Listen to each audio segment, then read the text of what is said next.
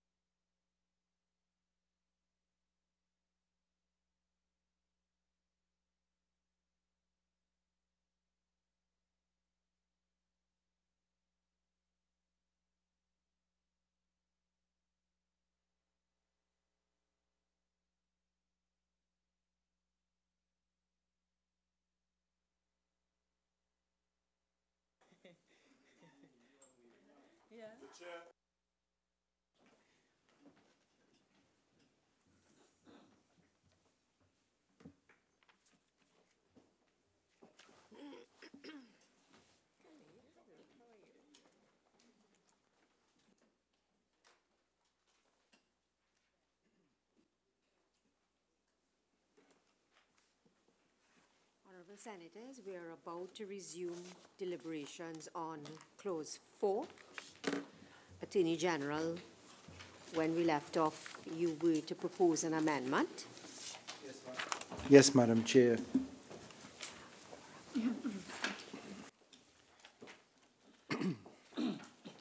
Madam Chair, in the proposals offered by my learned colleagues Chote and Ramdeen, the caution of being somewhat more prescriptive has been volunteered. In the circumstances, and I should say the CPC's department is wrestling with the need for this amendment insofar as we make the recommendations work are being debated. The proposal for consideration is that we seek, in fulfilling the submission by Senator Chote and Ramdeen, to amend what is described as 2A. So 2A, we would propose an insertion at the end of the paragraph by, and if you'd permit me, Madam Chair, just to read the words out. So after the word information, we'd put in the words and advise the person that they have a right against self-incrimination as guaranteed under Section 512 of the Constitution. 1H, forgive me, 51H of the Constitution.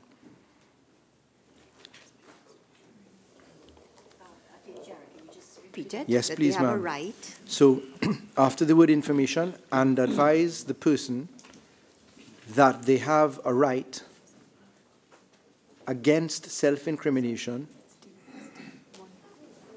as guaranteed under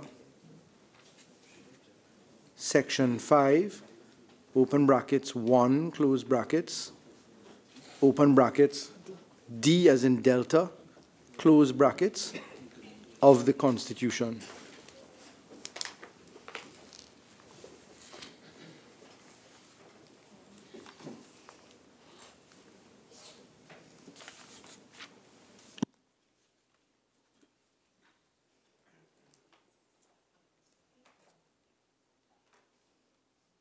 So, Attorney General, let's just hold on that because that is now formally written down. But Senator Ramdeen, let's deal with your proposed amendment at B and C, Clause 4. Thank you, Madam Chair.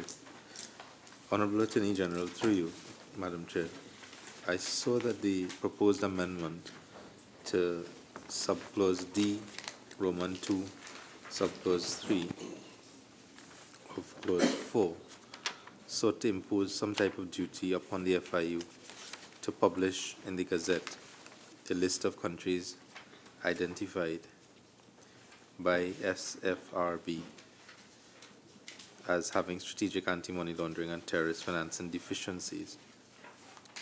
I was wondering whether it wouldn't be tighter to simply fix the publishing by a time period instead of leaving it discretionary by the use of the word "may," because I wasn't sure, by virtue of the way in which the subclause was drafted, what was the mischief that was being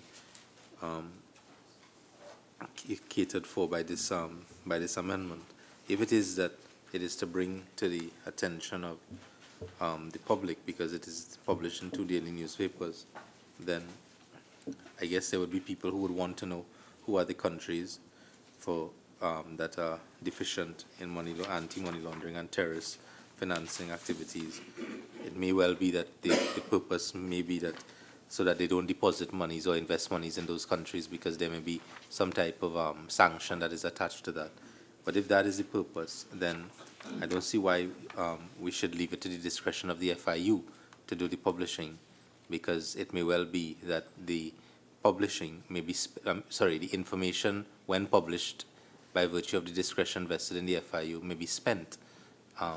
Most of these laws that we have where these things are required to be done, by most of the times they're not done. So if we fix a time for it to be done, at least it makes it a little bit tighter. That was my suggestion. Attorney General. Madam Chair, I thank Senator Ramdeen for his submission. The FSRB, which is a FATF-style regional body, is one of 9 FSRBs in existence in the FATF structure.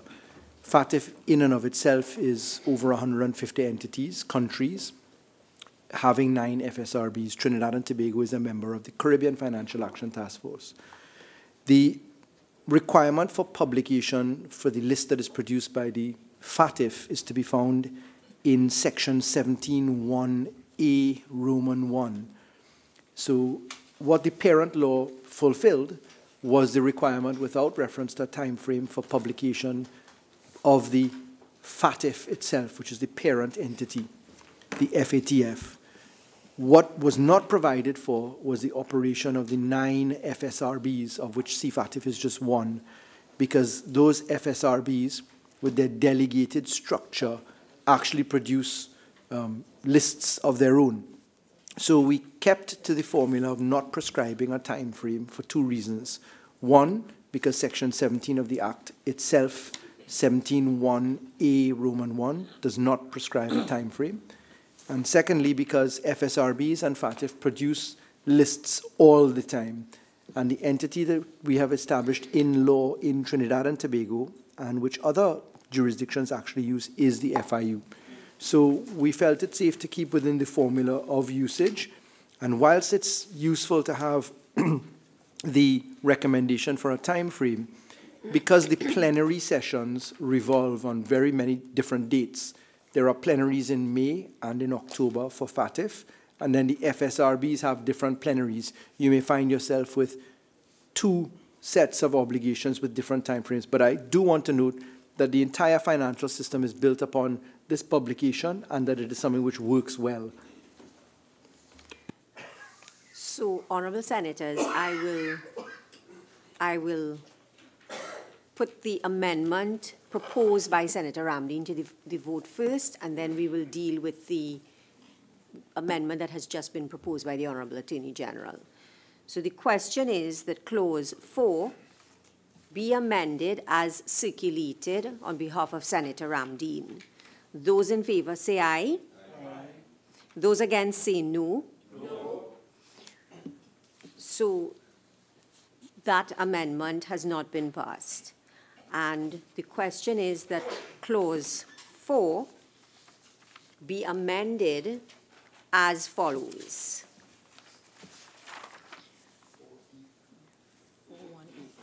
At 4(1)E, by inserting the words after information, the second time it appears, by inserting the following words, and advise the person that they have a right against self-incrimination as guaranteed under Section 5(1)D of the Constitution. Those in favor, say aye. Aye. Those against, say no. The ayes have it. So clause 4, the question is that clause 4 as amended.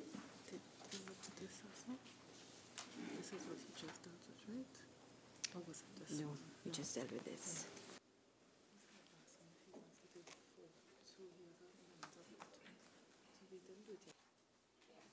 So the question is that clause 4 be amended as proposed by the Honorable Attorney General, and as I just read out. There is another part of clause 4 that Senator Ramdeen proposed to amend, which is clause 4.2, sub 2. Can I formally, Madam Chair, withdraw the proposed amendment of deleting subclause E, having regard to the amendment made by the Attorney General? Subclause. It really ought to have read we've 2. It really ought to have read 2E. That is the second to last one in clause. That is the one just before clause 4F2. Senator Ramdeen, could you just repeat what you just said? There's an amendment that reads the third of the amendments to clause 4. It reads by deleting subclause E. No. We dealt with that already. Your first amendment at A was delete subclauses C and E. We took a vote on that, and we took a vote on B, and we took a vote on C. If you go down now, there's an amendment at 4.2, which is to insert a new subclause B and renumber accordingly. Yes, Are you still? I am. Yes. So can you just indicate the reason for your amendment?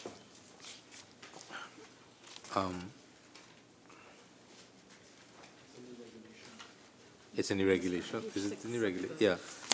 Attorney General, if you look at the regulations, you'd see I think it was just an oversight because of the way in which regulation 19.1 as proposed by you.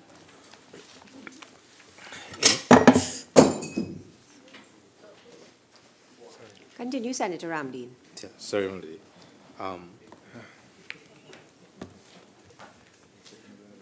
In 19.1, what was being proposed was that you are inserting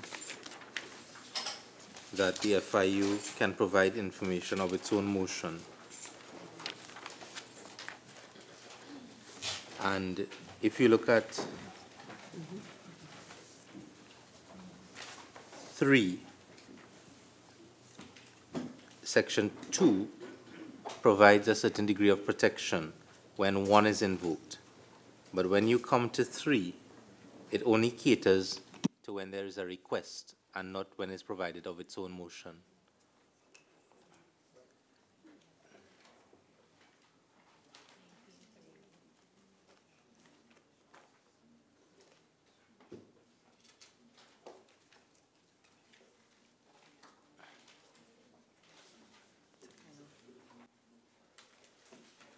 New subclause.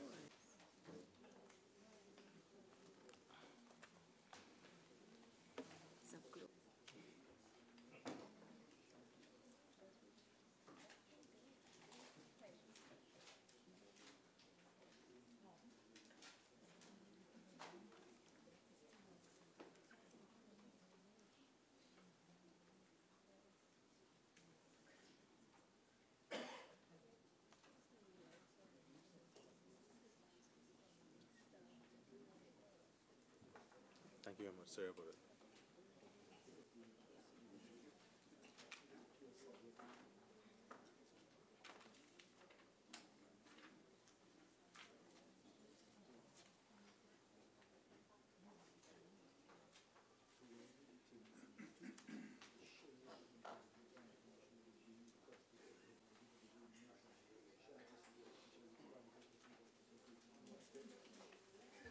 Madam Chair, I agree with you. I think it was an omission to leave it out from sub-regulation 3. So, Madam Chair, No, so you're agreeing with A, which is to insert a new subclause B and renumber accordingly? Yes. Yes? Okay. And B. Senator Ramdeen? The amendment is to insert the words "or provided of his own motion" after the words "requested." No, Sorry. we've dealt with that. Oh, sorry. But there's another. 14 capital B on your final circulated list. proposal. 30 to 90 days. Yes, my lady. Oh, I'm sorry. Yeah.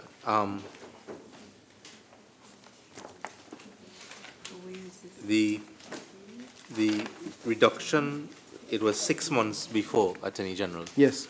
And what you had proposed, what the government has proposed by virtue of the legislation was to cut it down to 30 days.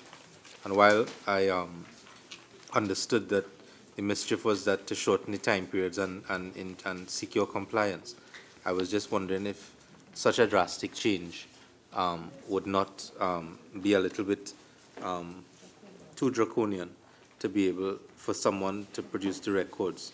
So I had suggested that we, I was toying with the idea of 60 or 90, and I was wondering if we could just not half it instead of bringing it all the way down to 30 days, which I understand when you're saying they moved and they get an address. It's just, in some cases, it might be a simple task of writing to the FIU and letting them know. But these are all sanctioned provisions where an offense is committed once it's not done. So I was wondering if we ought not to just give a little bit more latitude to the prospective compliant person or business entity. Madam Chair, I thank Senator Ramdeen for the submission and recommendation. The reason that we prescribed the 30 was because of the requirement under the Companies Act and also under the registered businesses that you actually provide for your change of registered address within 30 days. In fact, it's 28 days in the other legislation. Sorry, 30 days within the other legislation. And they're also met with liability as well. So we felt, particularly because of A, the Companies Act prescription for 30 days, and B, because supervised entities, which are non-designated financial institutions and also listed businesses, because the right to inspect, etc., flows from where you actually are. The surveillance and supervision as private members, clubs, etc., are included, that the period of 6 months as it was before, or even 60 days as my learned friend is now proposing, would be too wide a gap. And we felt that it was reasonable to harmonize it with what the company's law requires in any event, which is also harmonious with your financial rules and regulations that exist in other pieces of law. So we felt that it would be easy for people to digest, to know that it's 30 days across the board, whether you were under the Companies Act or under the FIU legislation. So respectfully, I wish to disagree with the proposal.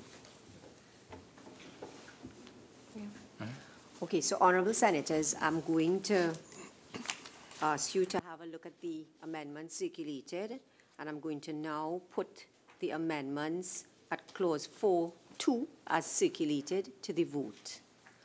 We have the first amendment at A, which is to insert the new subclause B and to renumber accordingly. Honorable senators, the question is that clause 4 be amended at 4.2 as circulated. Those in favor say aye. 4.2A. Aye. The whole thing? No, I'm splitting it right now. But it's also not 4.2A. Yeah. It's an insertion. It's an insertion, yes. As It's circulated. There's only one person who has circulated any amendments. So, if I can have your attention, senators, once again, I'm putting the amendment that is proposed by Senator Ramdeen and circulated at clause 4.2A. Those in favor say aye. Aye. Those against say no. So that amendment has been accepted. And let us deal now. The question is that clause 4 be amended at 4.2 as circulated by Senator Ramdeen in respect of B. Those in favor say aye. Aye. Those against say no. No. So this sub B is not accepted. The question is, therefore, that clause 4, as amended, now stand part of the bill. Those in favor say aye. Aye. Those against say no. The ayes have it. Clause 4, as amended, now stands part of the bill. Clause 5. The question is that clause 5 stand part of the bill. Senator Ramdeen, you have circulated amendments to clause 5. Madam Chair, to the Attorney General through you, the proposal that is suggested by clause 5B1, which is deleting the words 1 year and substituting the word 6 years, was really triggered by a contribution by my friend, Independent Senator Shriki Soon, where he advanced some arguments that I felt were very compelling about the way in which this would affect businesses. So I was wondering if I wouldn't defer to my friend.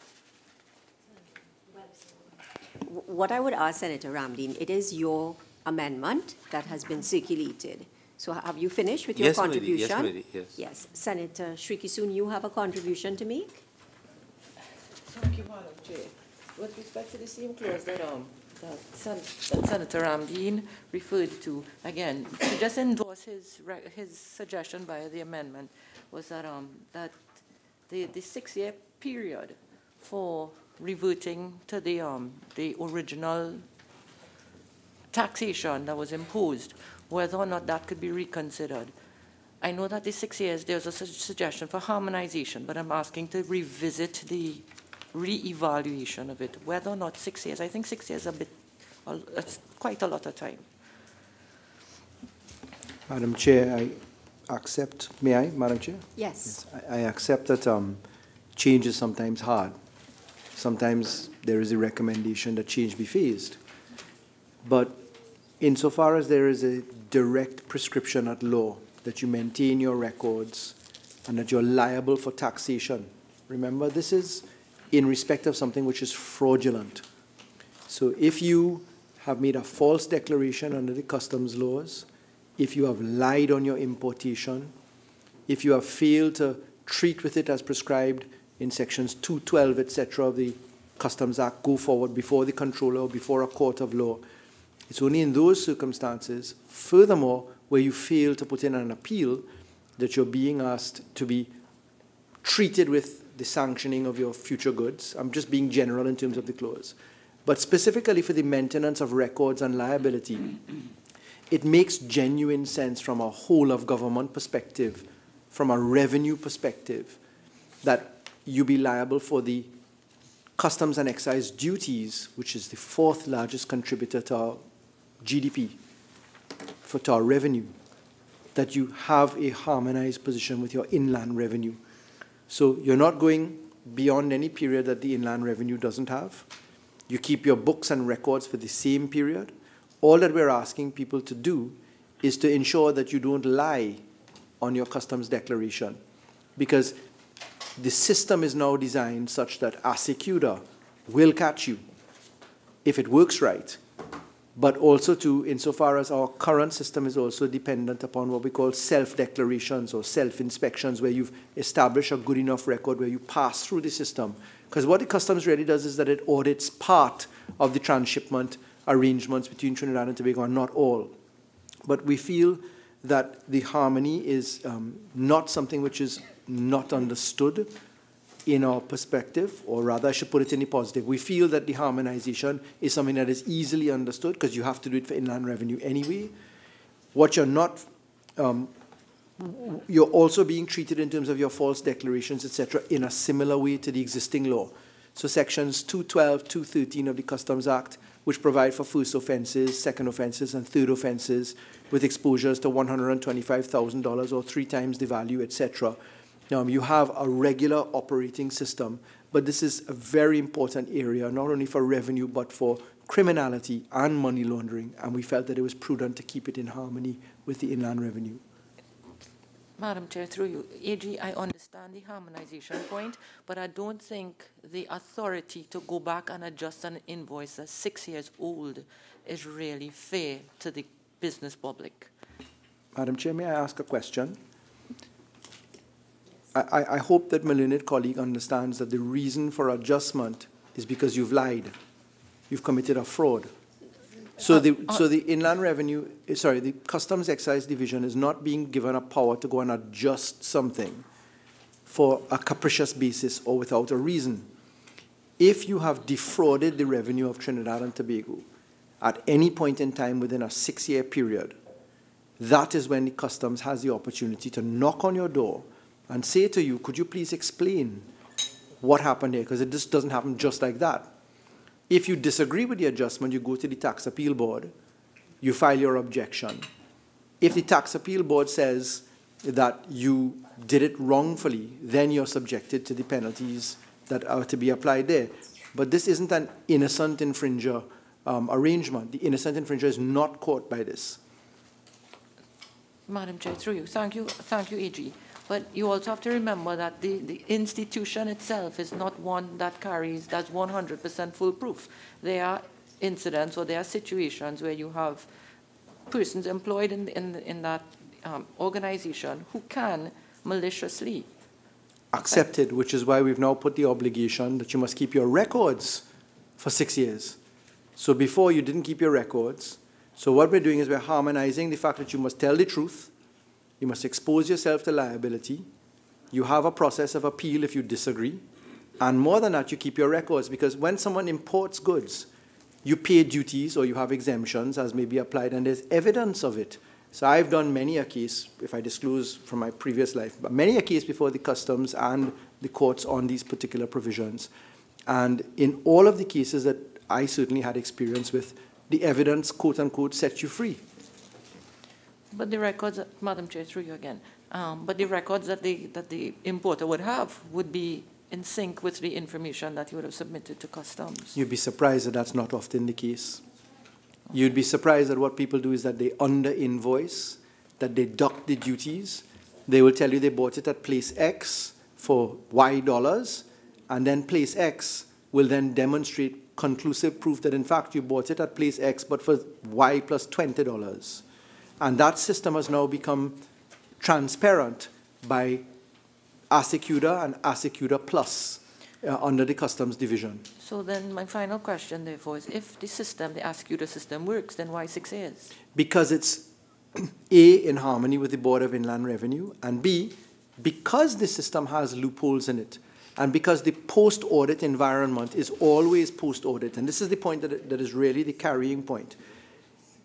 In a limited manpower arrangement where you have thousands of containers or hundreds of thousands of importation items in a small pool to be analyzed, it means that you're requiring the Customs and Excise Division to do its work in a much shorter time frame. The Customs and Excise, like the Board of Inland Revenue, ought to have a facility where they can audit you, and that happens quite frequently in Inland Revenue, where you've submitted your taxation or your VAT returns, and they audit you for any point up to 6 years. And I can tell you that that 6-year limitation period for Inland Revenue has been a very compelling reason as to why Inland Revenue works a little bit better than some other places. So in the round, therefore, it's not anchored against something which is not understandable. It is squarely anchored against the Inland Revenue. Secondly, the post-audit function in a limited pool resource arrangement is amplified by having slightly more time, and all that people have to do is to keep their records, which they have to do for Inland Revenue purposes anyway, because you would have to, even though you had no obligation to keep records for customs, you'd have to have it for Inland Revenue, so you're keeping it anyway. And secondly, you've got to tell the truth. Thank you, AG. Madam Chair, through you again. But the clause doesn't give the impression that there's any element of discussion with the importer. It just says that the controller may within 1 year, well now in this case 6 years from the date of entry of imported goods, adjust. And that is what I find a little bit harsh, because yes, you're going back 6 years, but you're not engaging the importer in any way to at least try to rectify the situation. and now it's a long time. All right, it's, Attorney General. I think the Attorney General has answered the question raised. Senator Ramdeen. Get a second bite of the cherry. Madam Attorney General, through you, Madam Chair. If at the end of the day, Attorney General, the object of the exercise is to make Inland Revenue and Customs and Excise more efficient in the discharge of their statutory duty under the Inland Revenue Act and under the Customs Act, then the argument that is only going to catch people who carry a false declaration really doesn't carry much weight, respectfully, because then the object of the exercise should be, well, why have a limitation period at all?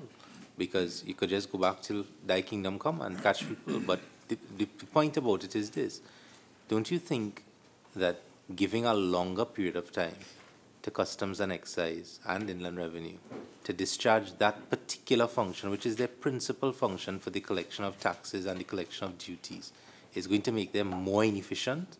Because if you have a shorter period of time, let's say you give them 4 years to do it, which is normally under civil law normal limitation period, should they not be aiming to do it within a shorter period of time, which would be to the benefit of the government for the collection of taxes and duties?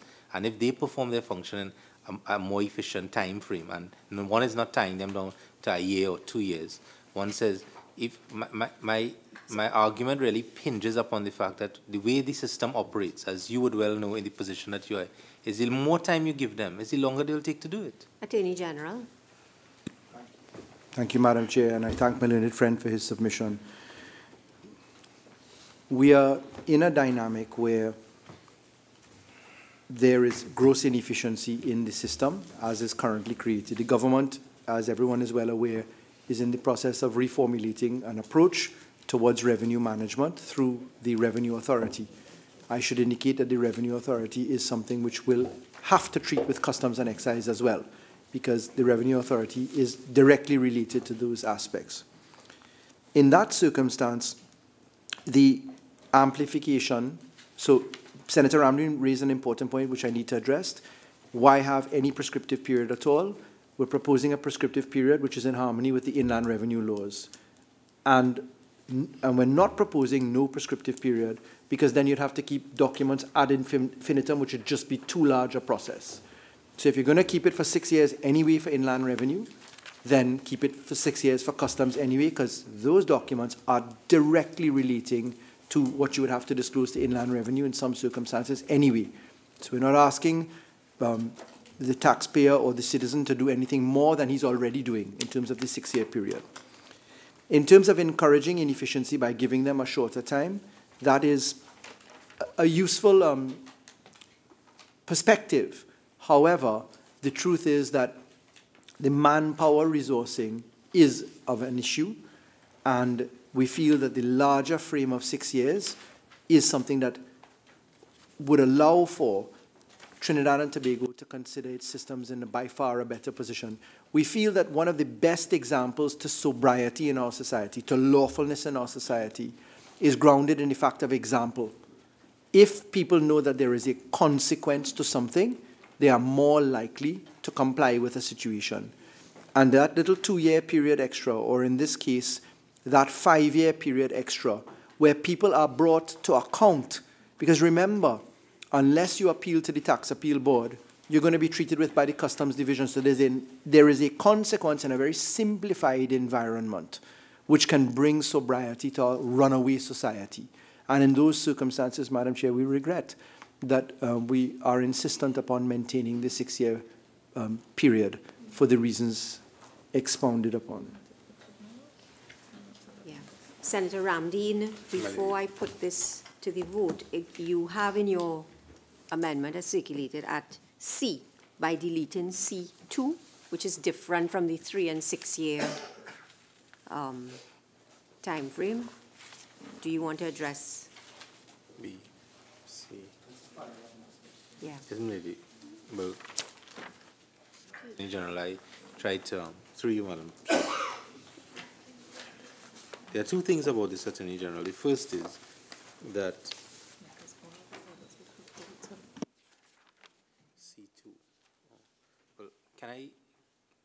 be allowed, Madam Chair, to just raise one point with the Attorney General that relates to C1 because it directly affects C2? Thank you. Where in C1 we're seeking, I saw in the Customs Act what the principal legislation is, and you're just recrafting it to put in these definitions. I was a little bit concerned about the way in which firearm accessories is defined under the legislation, because whereas you have Roman 1, 2, 3, and 4 and 5, which seeks to give examples of what it may entail, there is no cutoff as to what else may be included in firearm accessories. Now, the way in which the Customs Act is drafted, the principal piece of legislation, there are a number of there are a number of prohibitions, pardon me, that importation is prohibited from by virtue of Section 45. But I'm concerned that without having defined what firearm accessories are and only drafting the legislation in such a way that you have what it includes, but no limit upon what else may be included in firearms accessory, I think that's a bit dangerous. Not being an expert in firearms, I'm unable to tell you what else can be caught by it, but I'm sure that what is listed in the provision there are not the only things that would be caught by firearm accessories. And having regard to what it is we're dealing with, which is firearms and accessories to firearms, I thought that is something that we should bear some caution with in terms of giving this power to the Commissioner of Police without actually saying in the Act itself what constitutes firearm accessories. My principal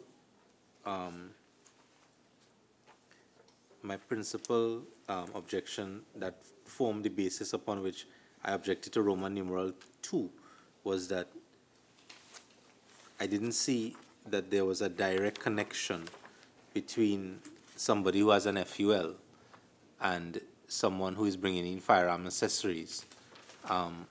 While the argument must be that if I have an FUL, then I should be allowed to bring in the accessories as well. When you look at what the accessories are, I think it's very dangerous to cut out from this provision people who have an FUL already. So that I would have thought that if this is what the government is proposing, I don't see what is the prohibition if somebody has an FUL to ask for the permission of at least let the Commissioner of Police still have the power to reject the application, even though the person has an FUL. Because the guarantee of having an FUL doesn't mean that I can bring in all these things and have no form of scrutiny by law enforcement. Of course, my principal objection to all of this is that I really think that this is the most corrupt thing to do, which is allow the Commissioner of Police to just take bribes and hand out FULs. Ramleen. I think he means anecdotally, or as people have retold the story. Before the point goes too far ahead? Yes. Well, Senator Mark, I think, wants to say something on the same point, sure. So perhaps we should hear all the presentations. Yeah. Madam Chair, I'm very happy that this matter was raised by my colleague, Senator Ramleen.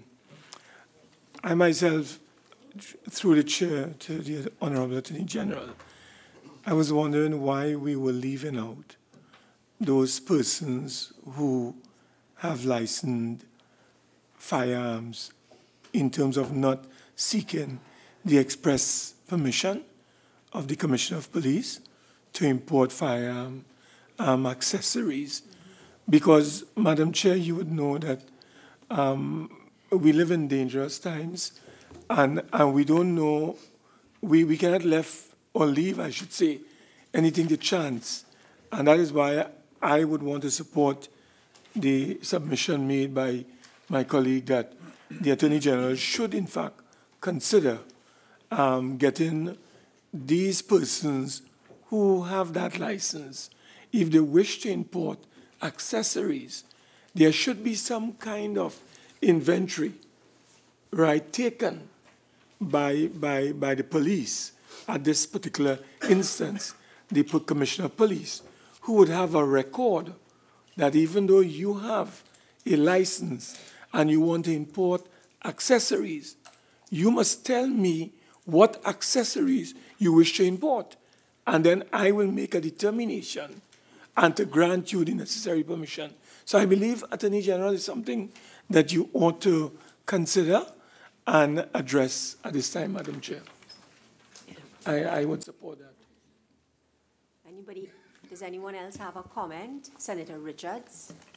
Just a question. Through you. Just a question. Is it implicit in this that the accessories are specifically for the maintenance of the firearm that has been licensed? Yeah. Because the accessories is the maintaining of a firearm. Attorney General. Honourable Senators, in accordance with Standing Order 16.5b, the committee stage will now be suspended so that we can deal with the motion. So the Senate will now resume.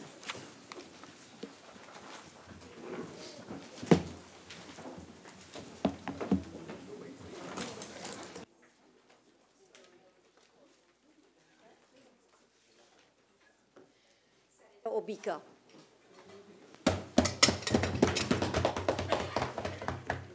Thank you, Madam President. Tobagonians under the Dr. Rowley-led PNM, to quote from a social actor, are eating the bread that the devil needs. What the Prime Minister did last week by laying the bill for internal self-government is just to mama guide the people, to papi show the people of Tobago. Because in the face of not being able to supply a basic need of freedom of movement from Tobago to Trinidad in the state of Trinidad and Tobago, he has realized that his popularity has waned. Obika, I'm not going to interrupt you, but there's no need to shout, okay? I'm hearing you. Everyone here is hearing you, okay? Thank you, Madam President. Because the people of Tobago have no representation in the Parliament, I have taken it upon myself, and we in the United National Congress. And because they cannot come to Trinidad, I have to shout so that they can be carried across the channel to Scarborough, to Plymouth, to Palatouvier. Now, across the Galleons Passage. Now, there are many things that need to be brought to light here, but with the limited time I have, I want to point the Parliament and the nation, and through you, Madam President, to read an article titled Turbulent Seabridge Timeline in today's Guardian newspaper, page 7. And it says, the Seabridge saga started under the first board appointed in November after the PNM came into office in 2015. Now, one asks the question, Tobagonians have gotten a Tobago Prime Minister, but under the Tobago Prime Minister from Mason Hall, who went to Harmon's SDA in Tobago, that's a secondary school, I taught in Tobago, so I'm very familiar with this school. These same people are being disenfranchised, disadvantaged, bobolized, as we like to say in Trinidad and Tobago, under Dr. Keith Rowley and the PNM.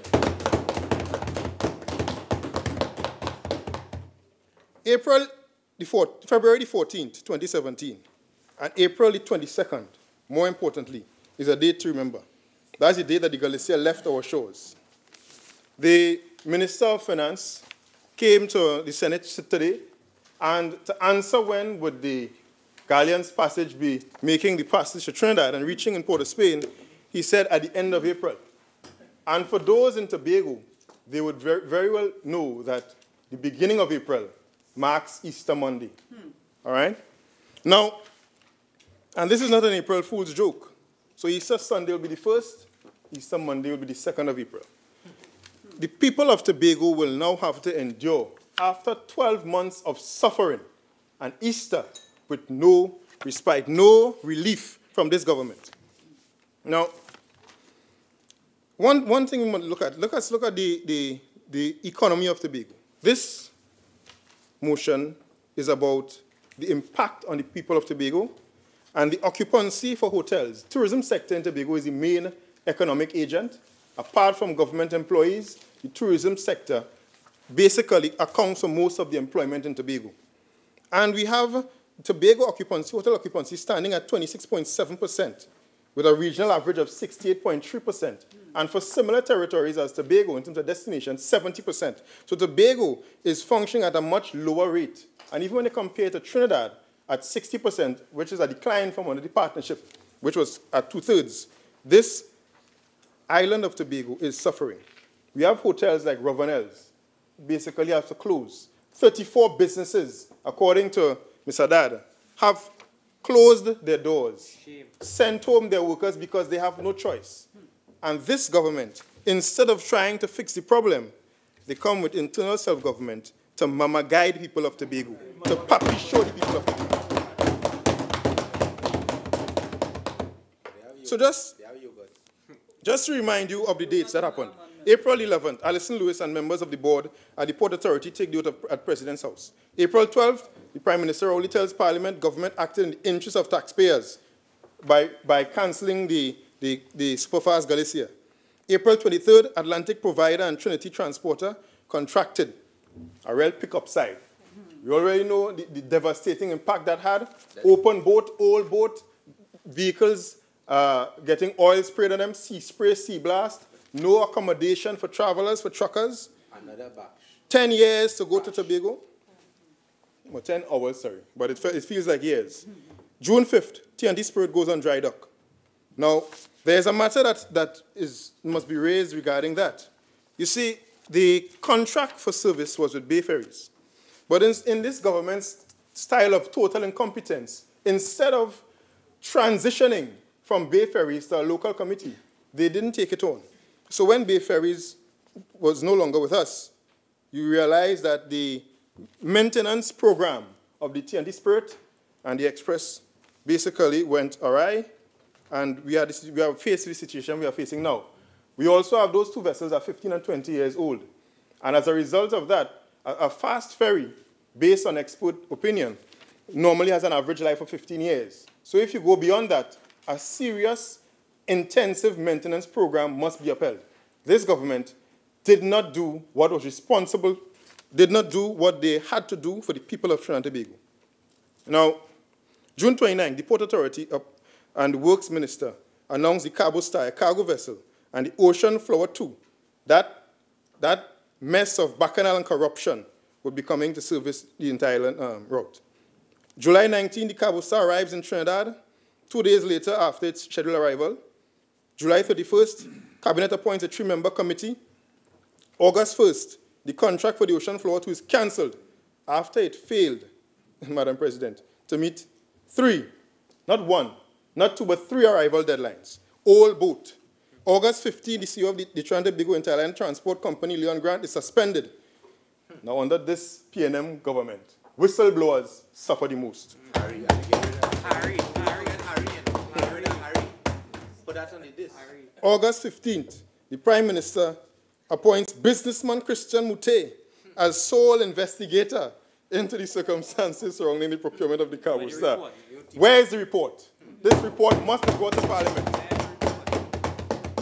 August 24th, stakeholders meet the Prime Minister and give him a first-hand account of how the 3-month breakdown on the sea bridge, and 3 months at that time, has been affecting the transport of goods and services to Tobago. And he assures them the port has been mandated to find a ferry quickly, and Cabinet took a decision to order a custom-built ferry. We are still waiting on that. August 27th, Alison Lewis-led board reports that since the introduction of the MV Cabo Star into service, the transportation of passengers, drivers, and commercial cargo vehicles on the sea bridge had returned to regular and reliable service. August 28th, that was basically a last effort there. August 28th, we all remember when the THA minority leaders swam from Scarborough in Tobago to Toko in Trinidad. And we thought that after that, they would fix the inter-island ferry problems. Now, we go on and on till we reach the point where they bring this new ferry. And this new ferry is coming after Tobagonians have suffered. Or is it an old ferry? There's another question to be answered. Regarding the vessel, there was a tender committee report which must be brought to Parliament. What? We can bring that. Harry Boat get through, sir. Harry Boat. Instead, the PNM ignored the report and brought a committee of ministers. And those ministers, really and truly, should be ashamed of themselves. To stand in a committee that circumvents the whole process of tendering, and I mean, that alone stands on its own. Now let's turn to the issues that are pertinent to the people of Tobago. Let's all remember that the contracting party in this whole fiasco is the Minister of Works and Transport, not the Port Authority as the government would have you believe. All right, the charter rate for the Superfast Galicia is reported to being $16,100 US per day, and the Cabo Star, $32,500 US per day. More from less. More than double. One wonders if this is the getting more from less that the PNM is talking about. And the Cabo Star is 3 times the age of the Superfast Galicia. On top of that, the Superfast Galicia, Madam President, could make the inter-island route within 3.5 to 4 hours. But the Cabo Star takes 10 to 12 hours. The Superfast Galicia was required to make the route in 5 hours in order to not clash with the fast ferries. All right? However, that 5-hour timeline allowed it to have the truckers, you'll have your time.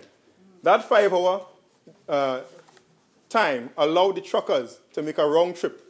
So therefore, they can be with their families in Tobago and still conduct business in Trinidad. The Superfast Galicia was the work of the People's Partnership Government under the leadership of Kamala Prasad Bisesa. Yes. And it came as a response to a crisis. And the boat did not take 1 year and still didn't arrive. Within 3 months, the boat was here. And within 13 days from the crisis, the boat was identified among other boats which went to tender. Let's not remember, let's not forget that. Proper process too, not cabinet committee. Please. Madam President, how much time do I have remaining? You have 9 minutes. Thank you very much. Now, let's remind Trinidad and Tobago of the key issues here. In Tobago, you have 26.7% hotel occupancy. You have hotels running actually on empty, and you have hotels that have closed, sent home their workers. That's wives, that's husbands who are unemployed. That's children who don't know where their survival can come from, who don't know where the money to fund their education will come from. Ravenel's Hotel in Tobago, which is a landmark hotel in Tobago, is empty and has closed. That alone is a damnation against the entire tourism thrust of this government and the fiasco of this inter-island ferry. 34 business closed and jobs lost.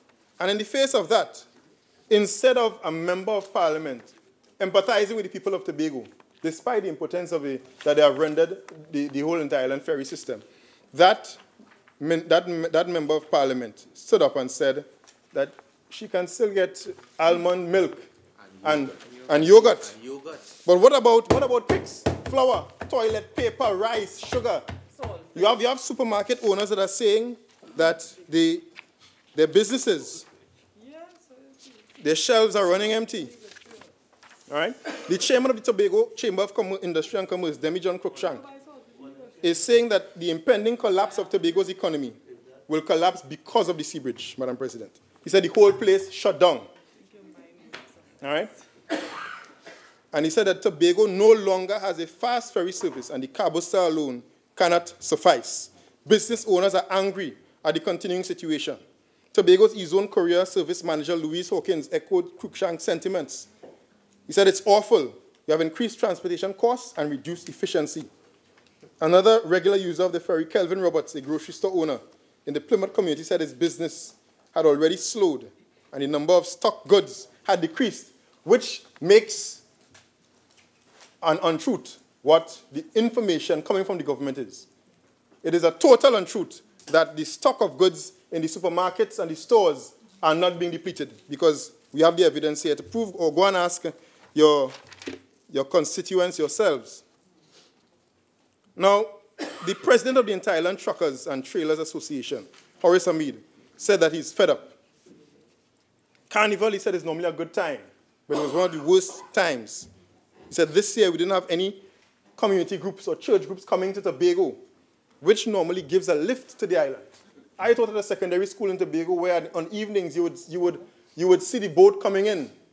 And once the boat comes in, that's the time you go to Scarborough because you know that there's activity.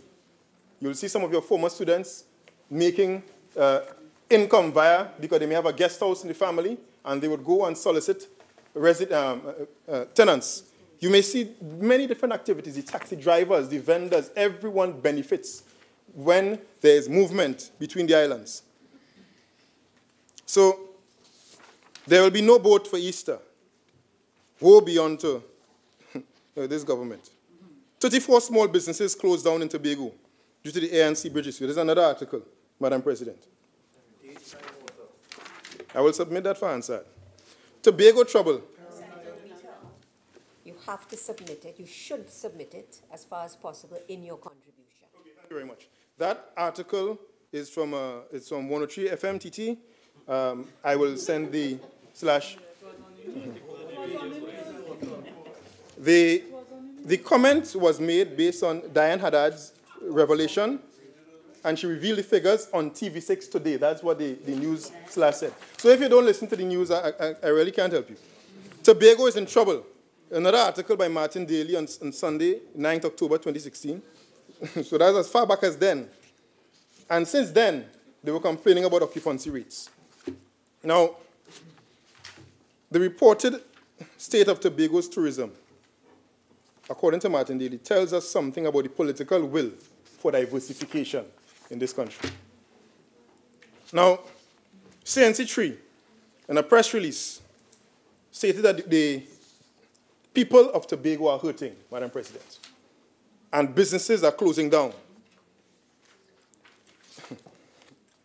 And there's another important point that I want to bring to your attention, Madam President.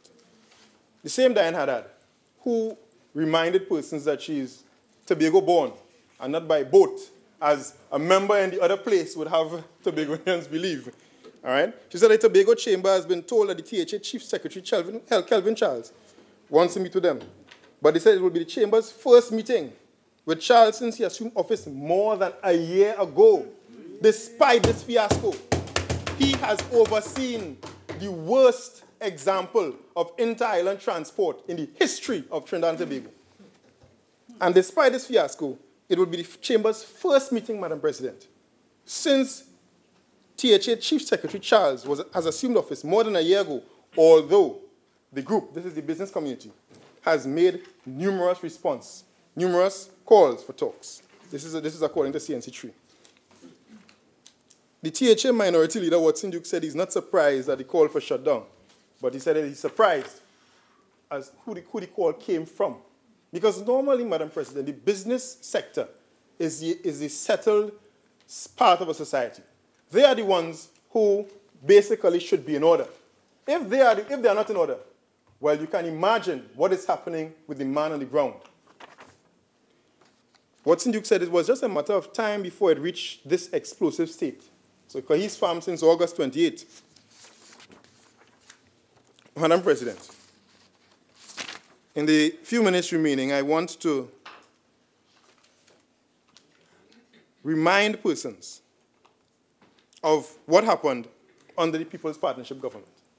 Under the People's Partnership Government, you had responsible governance for Tobago and for the people of Trinidad and Tobago.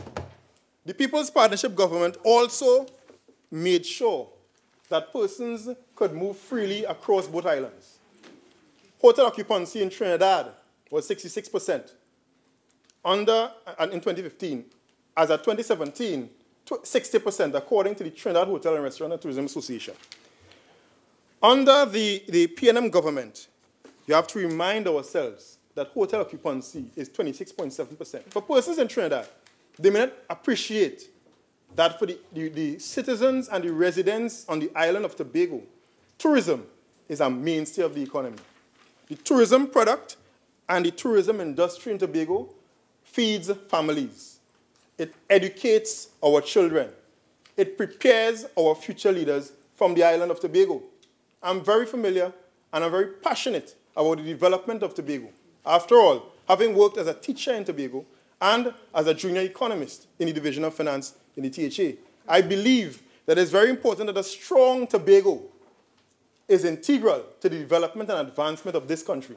However, one thing that is certain, this Prime Minister does not believe so.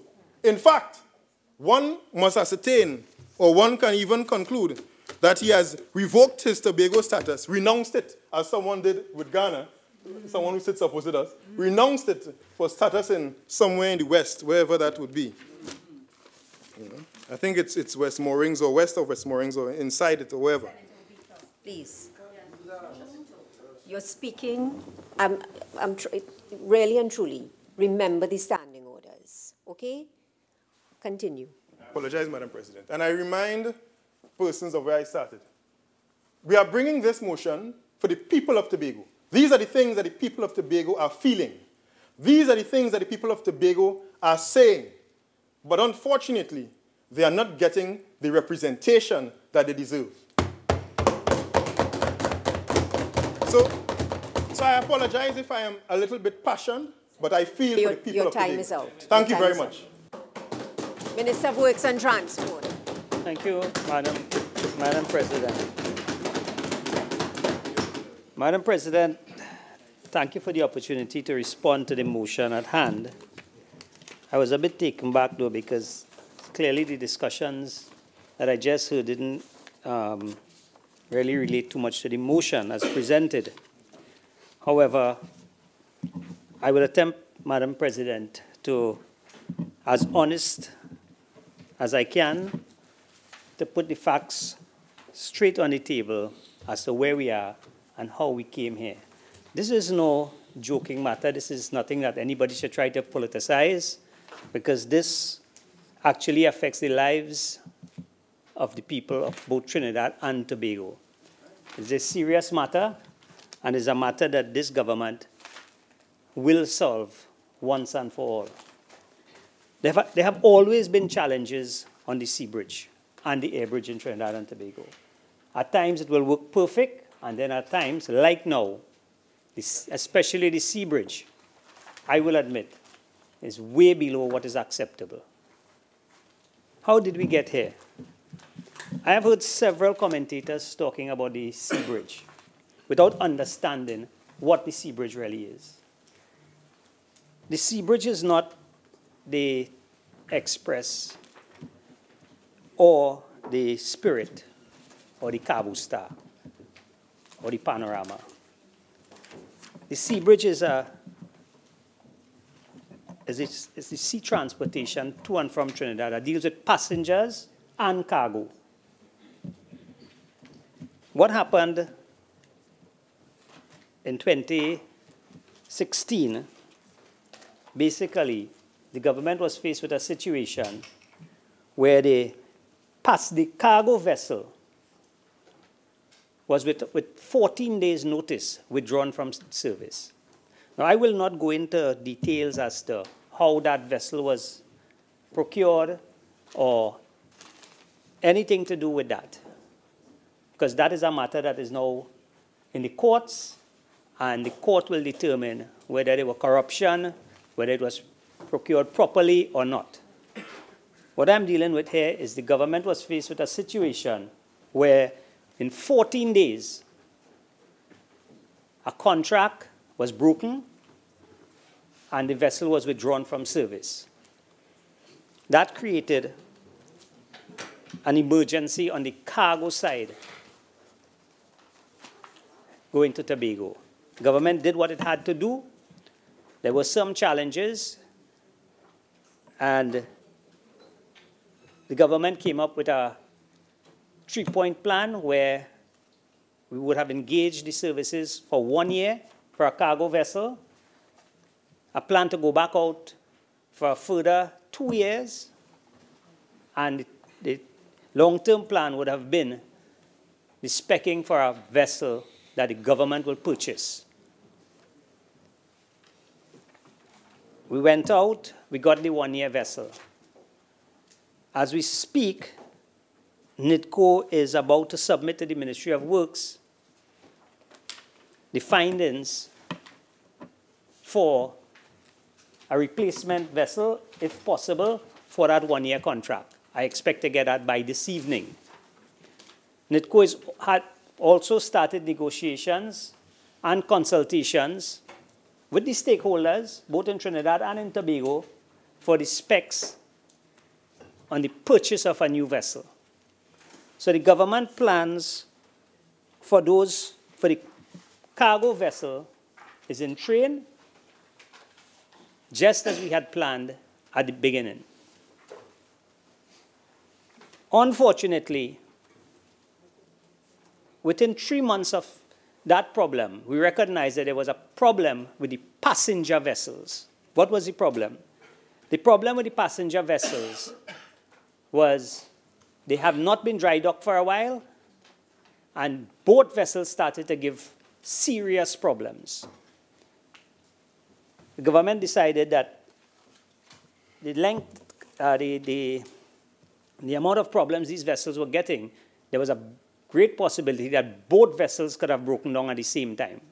And that is when the government went out for a tender for a passenger vessel for 1 year, which would have given us enough time to at least dry dock one vessel, get it back out in service, and have the other vessel go into dry dock. Unfortunately, that did not work out as planned. We know the Ocean Flower, which was the vessel chosen at that time, did not arrive on time, and the contract was cancelled. That did not solve the problem of the boat vessels that we had. The Spirit was taken out of service, again because of the poor maintenance and the amount of problems that was associated with it. That vessel was supposed to spend 3 months in dry dock. Unfortunately, on the way to the dockyard, the engines were blown out. And a little later on, and docking at one of the sites, there was another major catastrophe. It meant that the crankshaft of the vessel had to be replaced. The timeline on that, to replace that, was 6.5 months.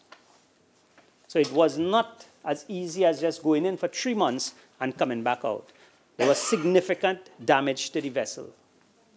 And that would have taken a lot longer than anticipated.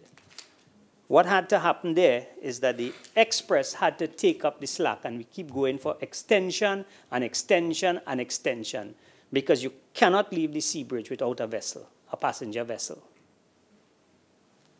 Unfortunately, we could not have gotten an extension on Tuesday because we would have exhausted all the extensions. The Spirit was supposed to come back out on the 13th. It went to sea trial on the 2nd. There was still some problems, and the sea trials are ongoing, and we expect to have that out on or before the 22nd. But that is something that we have to deal with. What did the government do in terms of the long-term plan? I told you what we did with the cargo vessel.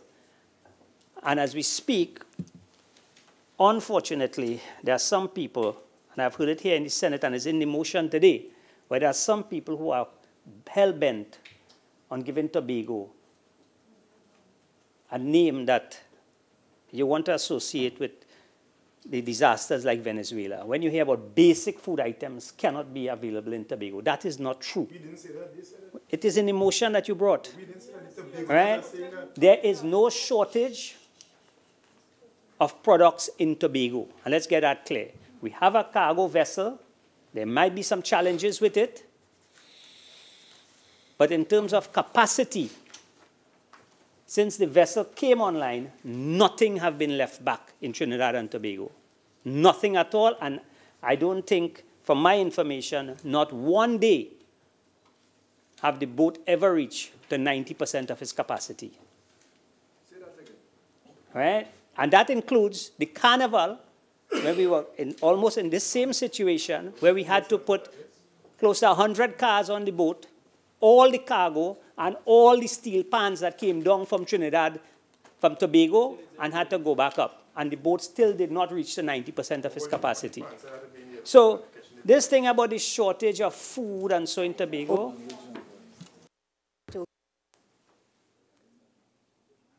I am hearing your comments and your language is unparliamentary. I'm going to ask you, please, to remain quiet while the other speakers make their presentations. Okay? Continue, Minister of Works and Transport. President. Madam President, so I agree that the situation is not acceptable for several reasons.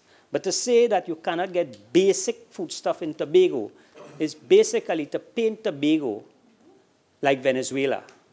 And if we want to promote tourism and we want to promote Tobago, why must we sit in the parliament and tell the world that if you go to Tobago, you can't get basic things, so don't come?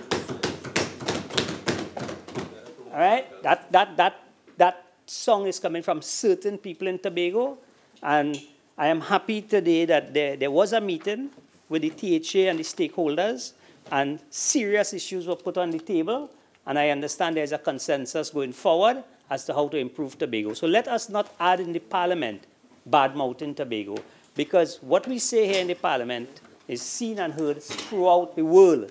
And if we say that you can't get basic things in Tobago, we're not helping Trinidad nor Tobago, because it is not true. Now, in terms of where we are with the passenger vessels, the government, as I said, the Spirit is expected to be out of dry dock probably by next week, if things goes well, by Monday. The Express will go into dry dock, and we expect maximum five months, depending on if things go as planned. And we have the Galleon passage coming in at the end of April. So what we have going forward is 3 passenger vessels. Now, it doesn't mean that 3 vessels will be working up and down, because that is a high cost. But what it allows us to do is to have a proper maintenance system operating. It'll be less work on the vessels. And we also have in place now a replacement plan. You were correct when you said that vessels have a lifespan. Aluminum hull vessels do have a lifespan. And our 2 vessels would have passed that lifespan to some extent. But it's impossible to just go and replace 2 vessels just like that. When these vessels come out of dry dock, we will get a couple of years again. The plan going forward is, 1, to engage a company that can do proper maintenance on the vessels. Because I've said it more than one occasion, we do not have the capability. I've been chid for that by some members of the staff, but if our vessels are always in problems like that, and nobody could tell me what is causing it, why it's taking so long, clearly we do not have the competence. So the government, through NITCO, has a tender now for a proper maintenance company, similar to what we had before, to take care of the government fleet. We also have in place a proper replacement cycle, because now with 3 vessels, we could replace the vessels and still have 2. And at all time, you should have 1 new vessel, 1 vessel with some age, and the oldest vessel, you should be able to replace that vessel. So at no point in time, we should get back to this position. So there's a plan for that going forward for the passenger vessels. I must say there's also a recommendation. Remember, this government didn't just jump into this like that. We had a 3-man committee. The port did their study. The 3-man committee did their study. What is recommended is that maybe the sea bridge should be taken out of the port, because that sea bridge is very, very important to both Trinidad and Tobago. And you cannot have it just running alongside the port. We need to put that separate, which is a recommendation, and have a board actually looking at the sea bridge to ensure that it is just not an appendix to the port, but a separate company that will ensure that this service never gets back to this position. So the government does have a plan going forward to fix this problem. The motion also spoke about Easter, let me just get it here, the Easter holidays, tourist industry to be being affected. Madam President, the port have put in place a system where everybody who has a confirmed booking will be afforded a ticket on the air bridge to go to Tobago. So there will be nobody in Trinidad who wants to go to Tobago, or nobody from Tobago who wants to come to Trinidad who have a ticket on the sea bridge will be left back. As a matter of fact, the port have started to sell tickets for after the 22nd.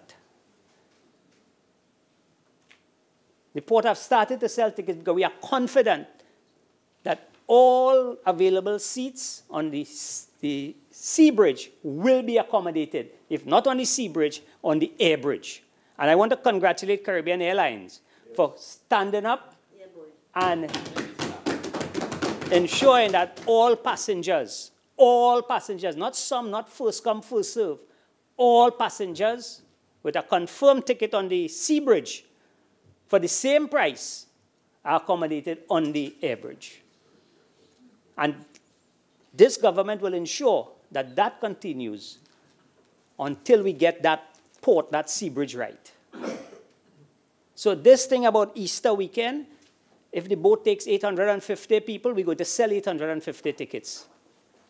And we will ensure that that 850 people who was booked to go to Tobago will reach to Tobago on the air bridge. Caribbean Airlines would have put on approximately 1,400 seats additional to what they have. Additional to what they have. At peak, we would have 800 people going. So there's an excess capacity now on the sea bridge. And this is to ensure that all the Easter holidays tickets that were sold by the port will be accommodated. At no cost, no additional cost to the passengers. We provide PTSC service to them. If they have vehicles, all the vehicles will be accommodated on the cargo vessel, and they'll be transported to the airport. When they reach the Tobago, they collect their car. When they want to come back, it's the same reverse. And we have given the assurance that have worked today. Whatever little teeth and problem, it will be sorted out. And until we get the vessels back in the water, the Port Authority will take that responsibility. Okay.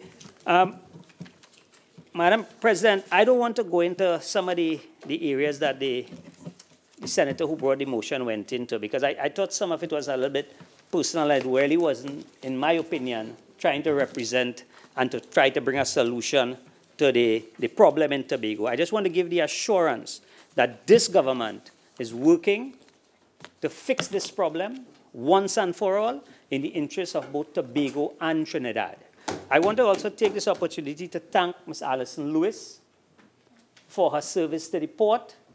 Ms. Alison Lewis would have done her part.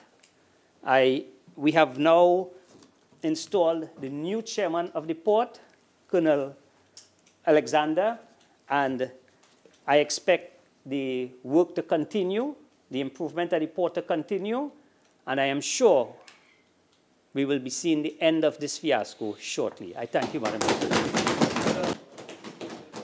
Senator Hussain. Thank you very much, Madam President. And Madam President, sometimes when I hear ministers of this PNM government speak, I swear that they are not governing Trinidad and Tobago, but rather some foreign land. And whenever this government fails, it says that we should never politicize the issue. But any issue that affects the people of Trinidad and Tobago, we, the UNT, will speak out against it. Madam President, Tobago is referred to as our sister isle, but it seems that we don't treat her as a sister, but we treat her as an outsider. When I listened to the Minister of Works and Transport, he gave this country no comfort in addressing the crisis that is taking place in Tobago. The Attorney General seems very surprised, but I don't know if the Attorney General had the opportunity to listen to the news today. When Ms. Diane Haddad on CNC3 this morning went to town on his government regarding the failure of the sea bridge and the collapse of that sea bridge. And we must remember when the Prime Minister of Trinidad and Tobago referred to what was happening at the Port Authority as a den of conflict, corruption, and iniquity.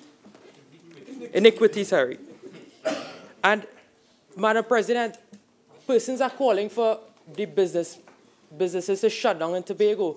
But there's no need for that call because the businesses have already been shut down in Tobago. Over 34 businesses has been closed due to the incompetence of this PNM government. And Ms. Haddad, she said that this government, this morning on CNT3, this government has achieved its goal of effectively shutting down businesses in Tobago. And you know what this government's solution to fixing the sea bridge is? The solution is that we're going to buy the Galleon's passage. Madam President, when I heard the Minister of Finance today in the Senate list all of the additions and modifications that have to be outfitted on this boat, I swear that the people of Trinidad and Tobago bought a shed on water. That is what it is. Because you're telling me that you have to install a canopy, you have to install toilets, you have to put vehicle clamps, you have to upgrade seats. Madam President, what have we bought? That is not value for money at all. How can you defend that? How can this government come here and defend buying such a vessel? Imagine that had it not been for the vigilant people in Trinidad and Tobago and the opposition, we would have never known that a canopy had to be installed on top of that ship. It was a reactive tweet that the Minister of Finance tweeted, that we have to send a boat to Cuba so that we could fix it. Madam President, that is not how you do business in Trinidad and Tobago, especially when you are spending millions of dollars of the taxpayers' money. And you know this entire collapse started off with the PNM government, because the Guardian article that my friend Senator Obika quoted from, let me just repeat it. It says that the sea bridge saga started under the first board appointed in November after the PNM came into office in 2015, Madam President. That is not my words. I can quote for you, Attorney General. That is the Trinidad Guardian at page A7, Thursday, March 13, 2018. Right? And Madam President, There's only 5 minutes. I must remind you, that is how they operate. That is how they operate. When they can't get their way, they disrupt. Yeah. And Madam President, they will go to the population very soon to ask Tobago for their vote. And the people of Tobago will... Senator Hussein, your time is up. Already? Yes, 5 minutes. Yes. I would like to speak, madam. Senator De Freitas. Thank you, Madam President. I rise to contribute to a motion brought before this August House. And please forgive me if I dispense with the niceties and pleasantries and get right into it. I have sat here and listened quite closely to members opposite cast aspersions as to this particular issue that is facing us today. And I think that out of everyone in this chamber, I stand as one that is closest to this issue by birthright, Senator Obika. Yes. Birthright. My birth certificate says born in Tobago, Scarborough. And therefore, I stand closer to the issue as one who travels between the two islands to execute this duty that I'm doing here today. So, Madam President, I move into my points quite quickly. And the first thing I would like to point out is that this particular situation is being dealt with by this administration in the best possible way that it could be dealt with. And it's out of a caring for the people of Tobago that we would have put forward a plan to address the risk that Tobago would have found itself in relation to this sea bridge that would have been going on for years since Trinidad and Tobago would have been annexed together. And Madam President, that is a risk that was realized due to the economic circumstance that we found ourselves in because of the mismanagement of the previous administration. Madam President, the point has been made. It's either you want to hear what is being said or you don't. If you don't, you can leave the chamber. And if you continue to not listen, I will ask you to leave the chamber. Continue, Mr. Thank you, Madam President. And just to quickly move to that point, one of the things that we would have found out is that the company that would have been hired to manage the Sea Bridge would have been paid US $7 million since 2006, moving straight through the period 2010 to 2015. And when you add up those years, you're talking 11 years at $77 million US. And I'm sure the Minister in the Ministry of Finance would tell you what we could do with that money today. $77 million US. And under the current economic circumstances, that is completely and utterly untenable. But, Madam President, moving forward quite quickly, the institution that is responsible for managing and maintaining this sea bridge would have faced difficulties in addressing the situation as the Minister of Works would have outlined in his contribution. But notwithstanding that, you would have seen a cabinet appoint a team of ministers to address the situation once and for all, and they did so in the shortest possible time that they could. Madam President, we do not call that mismanagement. We call that leadership. Madam President, as my time is short, I move on to my second point, and I will tell you what, as a Tobagonian, I have realized. And that is this problem has highlighted one thing to me, and that is Tobago is truly and utterly dependent on Trinidad alone. We all, if not all of us, most of us, went to Wakanda and looked at our Tobagonian brothers. We stood proud, performing the screen. But in that movie, they had a message at the end, which might be lost on most. And that message was, in times of trial, the wise build bridges, but fools build barriers. And today what we have heard is barriers. People who would love to see Tobago fail so that they can gain a footing in the political world. But, Madam President, I say here today that Tobago stands as a strong people, that we have experienced hardships in the past and we have rebounded. 30 battles by superpowers for the island, but we survived. Hardships in the 1980s with an economic downturn, but we survived. Global economic downturn in 2007 that coincidentally would have led to a reduction in tourist arrivals. But we survived it all. We will rebound again. We will come back stronger than ever.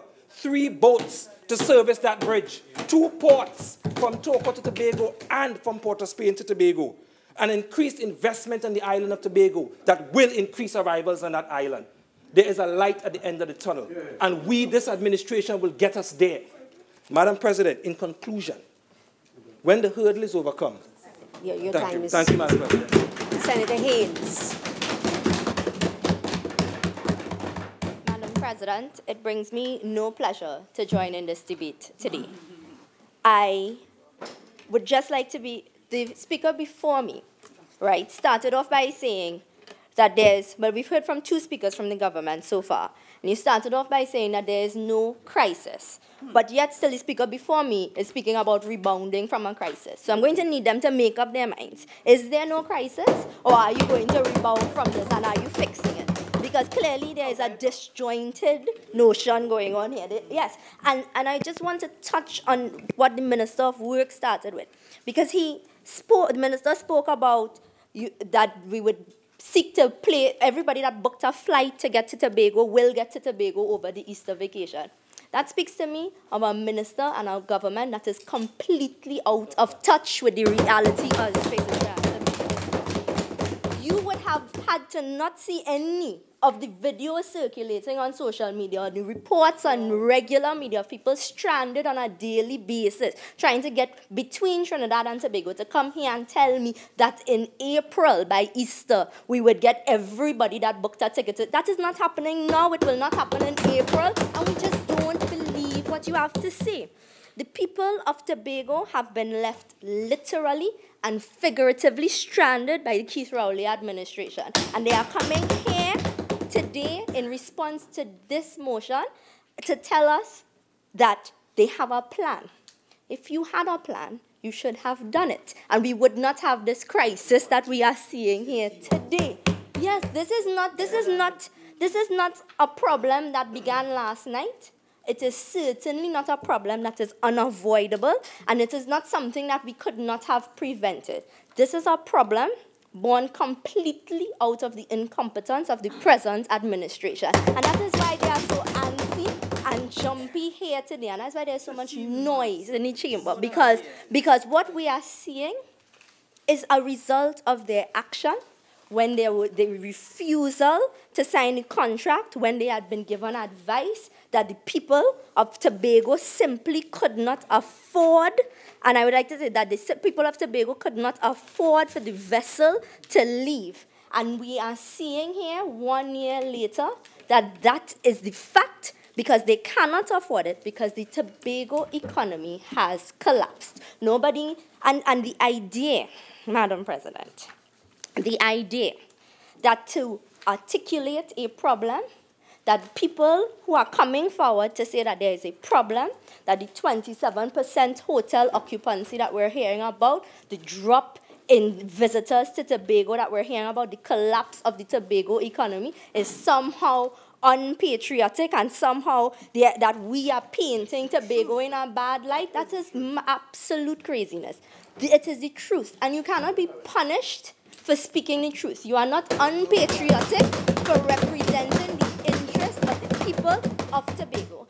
And Madam President, I've been very disheartened. I know that the minister, he tried to tell us that they will do certain things and they'll fix this. And again, it is a confused narrative. Either you are fixing a problem or there is no problem, but you have to make up your mind. And I hope that the speaker who speaks after me will tell us if there's a problem or if they're fixing it. But clearly, there's a disjointed messaging going on here.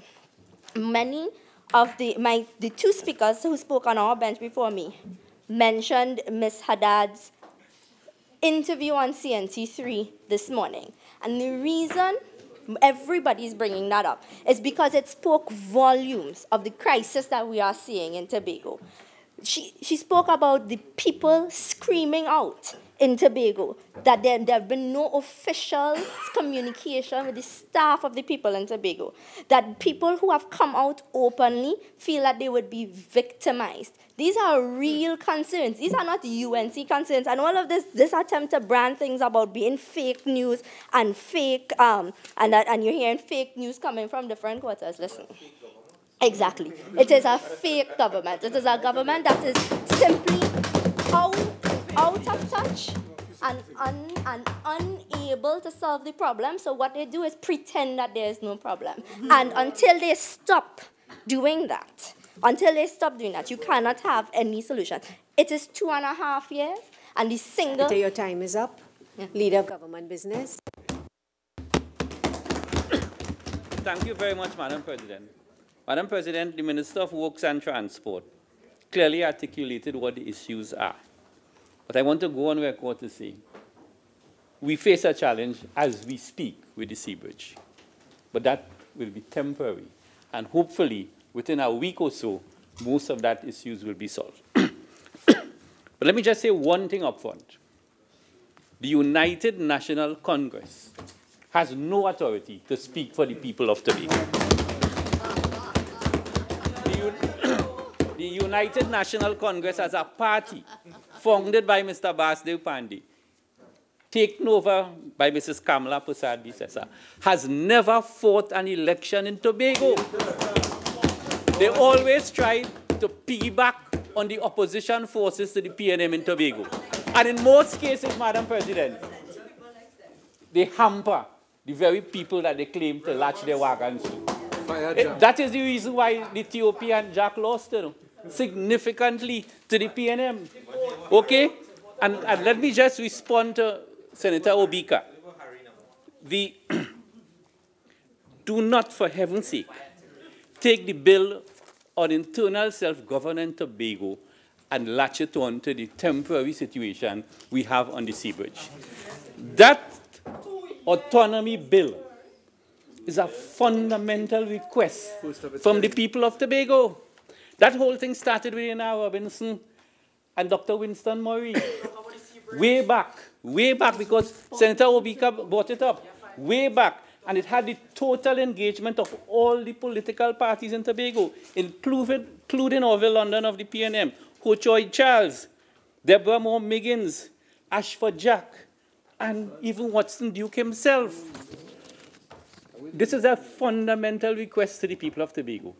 The hardships they are going through now, and I will be the first to admit that they are going through hardships, but it is temporary. Because you know how this whole fiasco started? It is because the Superfast Galicia owners put a gun to our head and insisted on a 5-year extension of their contract without going out to public tender. $500 million. And that was supported by the UNC and a lot of stakeholders in Trinidad. And when we put our foot down and said, no way will the procurement process in Trinidad and Tobago under a PNM administration offer you a contract like that on a sole selective basis, all hell turned loose. There have been challenges with the maintenance schedule. I was a former Minister of Works. I think it was under my tenure in 2003, 2004, that the Bay Ferries contract was put into place. We, in Trinidad and Tobago, regretfully, do not have a culture of maintenance. We all know that. We have said that over and over in this parliament. And it is best exemplified by the maintenance of very expensive kit, very expensive vessels that were procured by the state and operated by the Port Authority of Trinidad and Tobago. We know what our limitations are. The Minister of Works indicated that we're now going back out to tender for a maintenance company to manage all the government ferry services through NITCO. It will be the Express, the Spirit, the Galleon Passage, and all the water taxis. And we will come in now with a proper maintenance schedule and latch on, very likely it will be a foreign company, latch on some local content component to it so that we can train our people to manage maintenance services in Trinidad and Tobago. So, Madam President, I just want to go on record to say that we are not dishonest. And we are not going to say that a crisis does not exist. But I want to say that it exists temporarily. There are a lot of historical antecedents that cause us to be in the position we are in today, especially the maintenance of the Express and the Spirit. We are almost there. It is because we didn't have a good maintenance manager. That is why the Spirit supposedly failed its sea trial. Okay? They have identified certain specific issues with the boat, and hopefully within the next week or so, those technical issues will be sorted out, and the Spirit will come back on things. So I just wanted to... Minister, your time is up. Senator Mark. Madam Chair, Madam President, I want to say that the only achievement of the PNM in 2 years and a few months, 30 months, has been the collapse of the sea bridge. That has been your record. Madam President, I want to remind my honorable colleague, the records would show that the PNM hatched a plot to destroy that sea bridge. They hatched a plot in Balize House, Madam President. And I want to tell you, the records would show that the first meeting, Senator Mark, you have very limited time. I would ask you to not impute improper motives as you are doing. Please continue. Madam President, I am giving you the evidence now. Madam President, the records would show that the first meeting of the Board of Directors of the Port of Authority, the PATT, headed by Christine Sahadio, the first decision of that board was to get rid of the Galicia. So don't come and tell me, Madam President, that anybody put a gun to your head. You put a gun to your own head, Madam President. yes. You put a gun to your own head. So, Madam President, they destroyed the sea bridge. They got rid of the Galicia. No, and what happened? A crisis in Tobago has never seen before. In addition, Madam President, they got rid, through Christine Sahadio, of Bay Ferries, and there has been a collapse of maintenance. Now we are being told by the Minister of Works and Transport and the leader of government business that they are about to bring back in a foreign company in order to conduct maintenance work. Why did you destroy Bay Ferry? Why did you destroy the Galicia? You are responsible for the crisis. You're only incompetent. Don't blame anybody. Take responsibility. You are incompetent. You are a failure. And you have failed the people of Tobago, Madam President. I thank you very much, Madam President.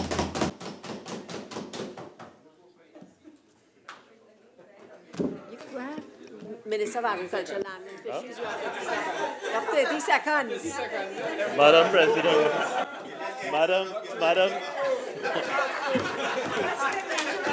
Madam President, let me place on the record.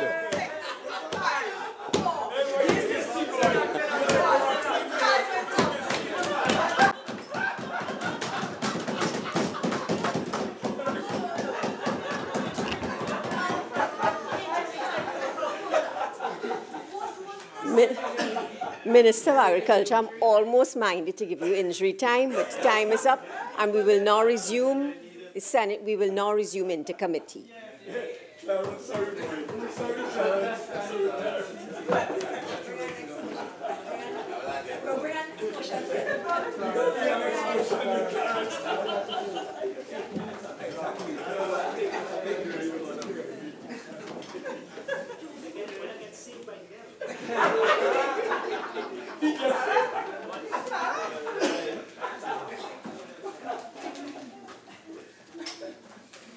Attorney General, you were at the stage of responding to the proposed amendment at paragraph C, clause 5C, by deleting C2. Senator Ramdeen and Senator Mark and Senator Richards made contributions on that proposed amendment. Yes, Madam Chair. You have a very good memory, Madam Chair. As 1 hour ago, I didn't quite after that last outburst, recall the immediate particulars as to where we ended. Madam Chair, I'm prepared to respond and ask my learned colleagues to consider the following.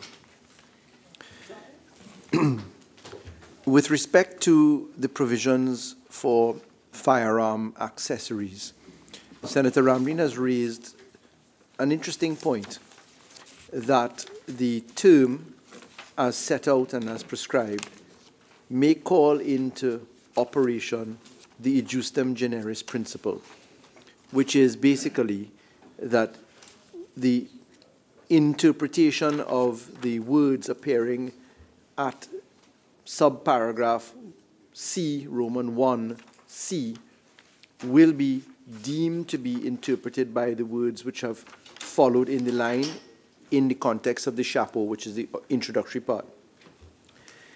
The prohibition against importation is to be viewed separately from the fact of importation. The first consequence, Madam Chair, is that anything that comes in has to be imported. What is being prescribed here is that there's a prohibition against importation. Even with respect to an FUL holder and the exemption provided, that FUL holder still has to import. It will still be noted as being imported, and then the evidence of the holding of the FUL license would have to be produced so that the exception can be invoked. That exception for the FUL holder, which is contained at page 8 of the bill at C Roman 2, therefore makes sense because it allows for the operation of a more administratively functioning system. The proposal from my learned friends being, let the Commissioner of Police do all, whilst there is still a complaint that the system is overburdened and some degree of allegation that in the past there has been some degree of allegation of corruption. I won't go to that point, but it is by far useful to consider, number one, even the FUL holder would have to declare what is coming in.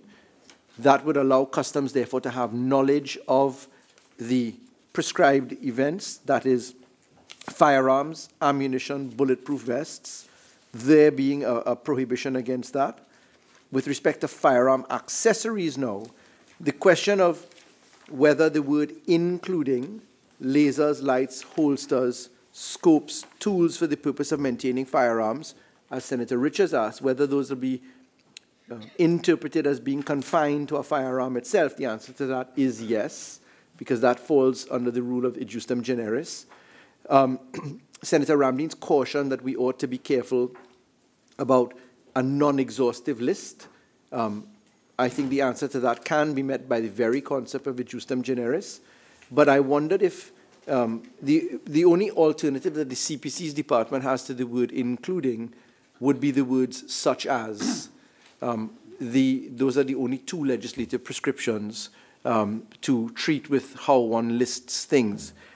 My own view, subject to the Senate's consideration of same, is that this is a fairly narrow list. It is to be construed in the manner which the law tells us we should construe it. I think that there being only one other alternative for a formula wording would be such as, but I don't think it takes us any much further than including itself. They're both ejusdem generis principles. And in those circumstances, we regret that we don't think it prudent to amend the section as proposed by the Honourable Senator Ramdeen, where he proposes that it be deleted entirely. Yes, Senator Ramdeen. Madam Chair, thank you for recognizing me. Attorney General, am I correct in understanding that the explanation that was provided is that ejusdem generis will apply where there's a semicolon after lasers, lights, holsters, and scopes, and the ejusdem generis, is it that the advisors are saying that ejusdem generis will apply to all of those things, as Senator Richards asked, for the purpose of maintaining a firearm? No. Even the matters of tools, which is at Roman 5, would fall into the ejusdem generis. So everything would fall to be interpreted firstly by the chapeau, which is in subsection 1 deleting, and then, sorry, the chapeau before C comes up. So if you look to the parent law, there's a chapeau of general prohibition. Now, I should say that the Customs Act is actually quite archaic. And what has happened is that order provisions have been included into the Act. In fact, anecdotally, I'll say, there is still legislative language in the Customs Act allowing for the importation of ganja. It's still prescribed in law. It's just not allowed because you've now declared it to be a dangerous drug under the Dangerous Drugs Act. But cannabis is still, as it was called in the Customs Act, and still is, it's something that you can still import by way of prescriptive provision. And I'm just saying that anecdotally, okay? Please, through you, Madam Chair, to the population, that is not a prescription that you're allowed to do that. It is the opposite. You are not allowed to do that. I'm going into how old the Customs Act actually is in terms of the pre-1962 law that we've had come onto our books. The ejusdem generis principle is such that tools for the purposes of maintaining a firearm will be viewed in the context of firearms, ammunition, and firearm accessories will be viewed in that context as well. So it isn't just a general, without narrow limitation, and there is a limitation. The other fact is that the law should continue to speak. And insofar as there may be accessories which are not yet created, but which may yet be created, accessories which technology can only produce and which we may have no understanding of yet, it allows this law to continue to operate by not putting a fully exhaustive list, so that you know that anything that is involved with a firearm has to be declared and has to have permission. The only two ways to bring it in: one, you have an FUL license, which allows you to do that, or two, you're a legitimate importer who has received the permission to import the goods within the context of the Customs Act. But it must be that, flowing from that, if you have an FUL and you declare it, no, customs can't do anything about that because the permission to bring it in is granted by the having of the FUL. And they would have a record of it having come in, That record would indicate that it was brought in, who brought it in, and in what circumstances, and the FEL would have to be provided. So the importance in this act is that you would actually be declaring the event, and it is the knowledge of the importation which makes it useful. To have an unlimited border flow where all accessories, bulletproof vests, holsters, lasers for weapons, line of sight, night targeting, etc., that's unregulated in the law at present because it does not fall within the definition of a firearm within the meaning of the Firearms Act. And therefore, the prescription is that there ought to be control over this. The point is that you must declare it. Even FUL holders will still have to declare and produce evidence. Chairman. Senator Amin. Thank you, Chairman. Through you to the Attorney General. I just want to approach this from a common language perspective. If a person is the holder of a firearms user license, sometimes there are a lot of situations now that exist where extortion is taking place from the criminal elements and so on. A person who is the holder of a license could be held basically at ransom to use their license to bring in accessories for people who are in the criminal element, third parties. And there are people who up to today, Madam Chairman, pay for so-called protection. It's extortion. And this is another opportunity for extortion for someone with a user license to be forced to bring in these accessories. And there is no point at which anyone in authority could say no. And I'm just suggesting that even having a firearm user license should, of course, be one of the prerequisites to get approval. However, it should still be in the Commissioner's hand to turn down that approval. I just feel it should not be automatic, because I know there are situations where this could be abused, where a person who has a firearm user license could be forced to use that license to import accessories for criminal elements or for any third party.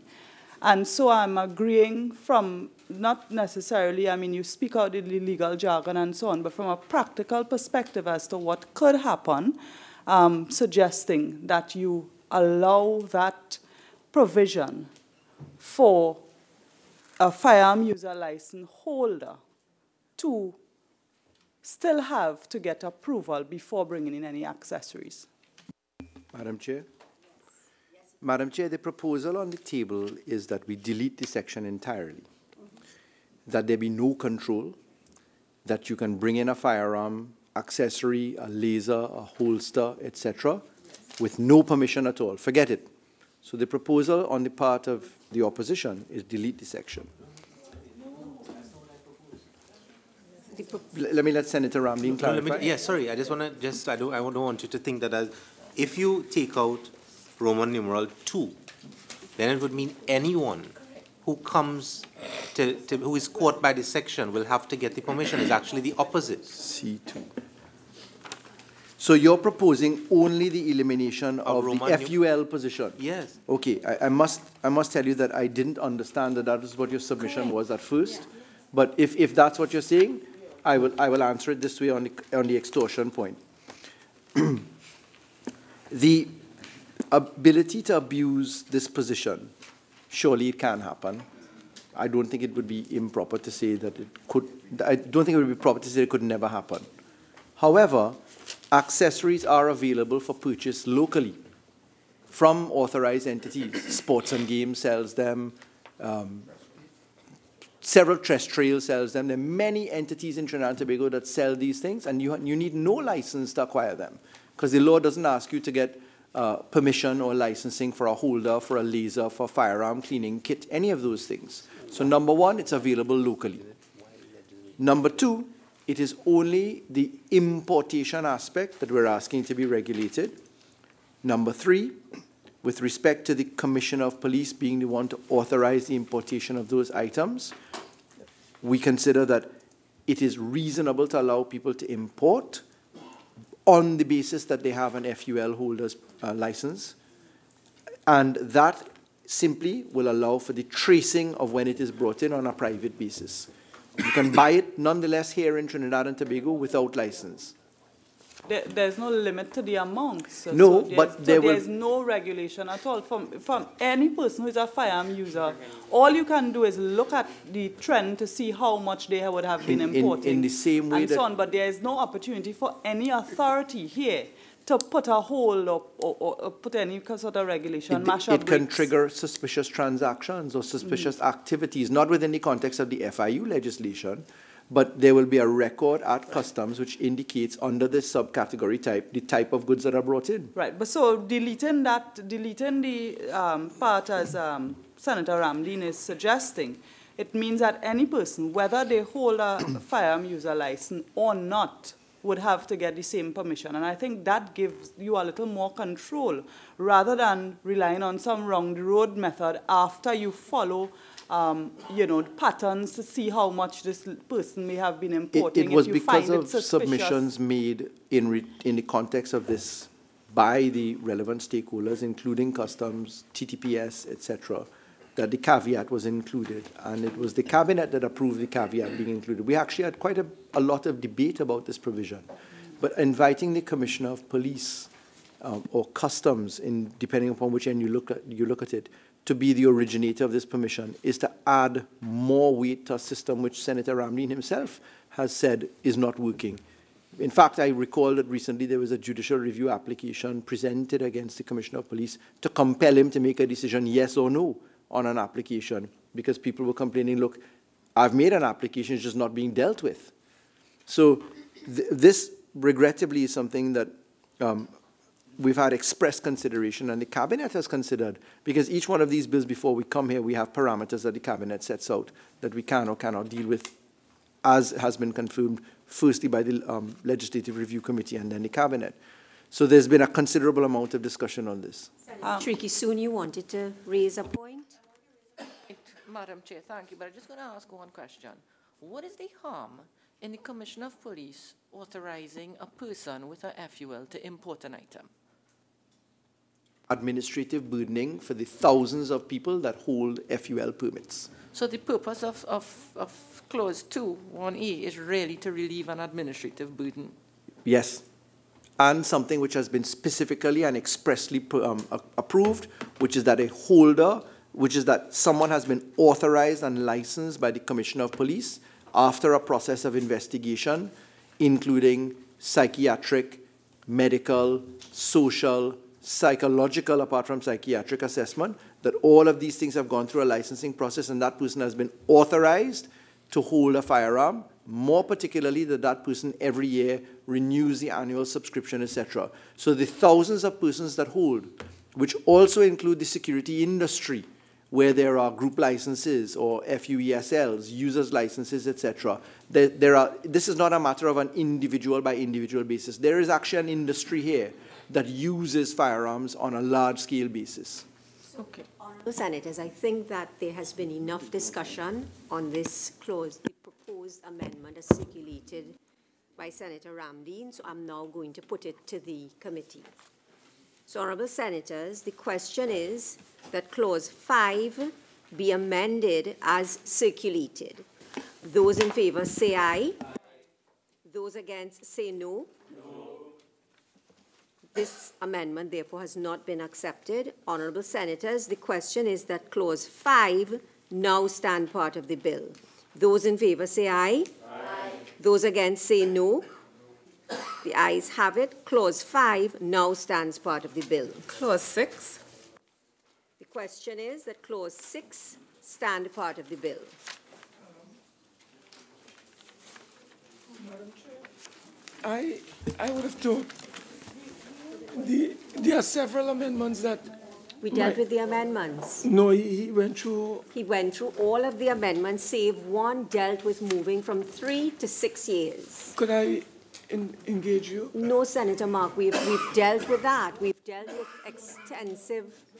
I know you dealt so with we're now on Clause 6 of the bill. No, there's a particular matter I wanted the AG to consider, Madam Chair. No, Senator Mark, I Members, please, may I have your attention? Clause 5, the amendments that Senator Ramdeen circulated, all but one of those amendments dealt with the time moving from 3 years to 6 years. Correct, Senator Ramdeen? And then there was this one that we just discussed. There was ample time for discussions. Senator Mark, are you saying that there was something else you wanted to raise apart from the amendments? Yes, ma'am. But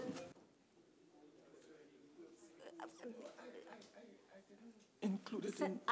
I'm sorry.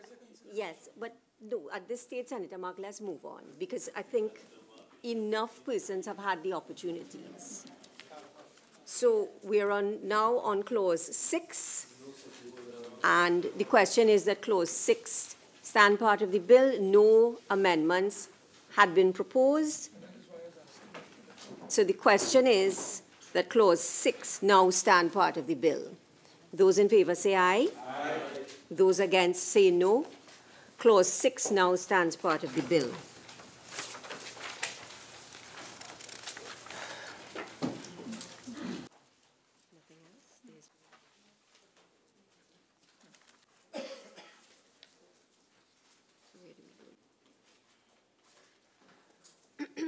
Honourable Senators, the question is that the bill as amended be now reported to the Senate. Those in favour say aye. Aye. Those against say no. The ayes have it. The bill as amended will now be reported to the Senate.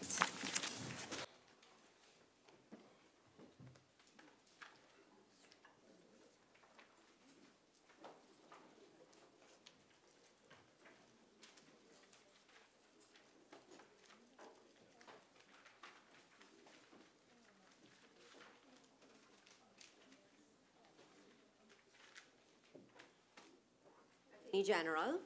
Thank you, Madam President. Madam President, I wish to report that a bill entitled An Act to Amend the Mutual Assistance in Criminal Matters Act, the Proceeds of Crime Act, the Financial Intelligence Unit of Trinidad and Tobago Act, the Customs Act, and the Exchange Control Act was considered in committee and was approved with amendments. I now beg to move that the Senate agree with the committee's report pursuant to Standing Order 69-1. Honourable Senators, the question is that this Senate agree with the committee's report on a bill entitled An Act to Amend the Mutual Assistance in Criminal Matters Act, the Proceeds of Crime Act, the Financial Intelligence Unit of Trinidad and Tobago Act, the Customs Act, and the Exchange Control Act. Those in favour say aye. Aye. Those against say no. The ayes have it. Attorney General. Thank you, Madam President. Madam President, I beg to move that a bill entitled An Act to Amend the Mutual Assistance in Criminal Matters Act, the Proceeds of Crime Act, the Financial Intelligence Unit of Trinidad and Tobago Act, the Customs Act, and the Exchange Control Act be forthwith read a third time and passed. Honourable Senators, the question is that a bill entitled An Act to Amend the Mutual Assistance in Criminal Matters Act, the Proceeds of Crime Act, the Financial Intelligence Unit of Trinidad and Tobago Act, the Customs Act, and the Exchange Control Act be now read a third time and passed. Those in favour say aye. Aye. Those against say no. The ayes have it. A bill entitled An Act to Amend the Mutual Assistance in Criminal Matters Act, the Proceeds of Crime Act, the Financial Intelligence Unit of Trinidad and Tobago Act, the Customs Act, and the Exchange Control Act. Leader of Government Business. Thank you very much, Madam President. Madam President, I beg to move that this Senate do now adjourn to Tuesday, 20th of March at 10 a.m. During that marathon session on next Tuesday, we plan to complete the anti-gang bill, and if time permits, to start debate on the property tax legislations, and I can assure members that dinner will be served. Honourable Senators, before I put the question on the adjournment, leave has been granted for two matters to be raised on the motion for the adjournment. Senator Mark. Thank you very much, Madam Madam President, the establishment of a national mutual fund is an area that the national community requires further clarification on. Madam President, the government intends to use some $1.4 billion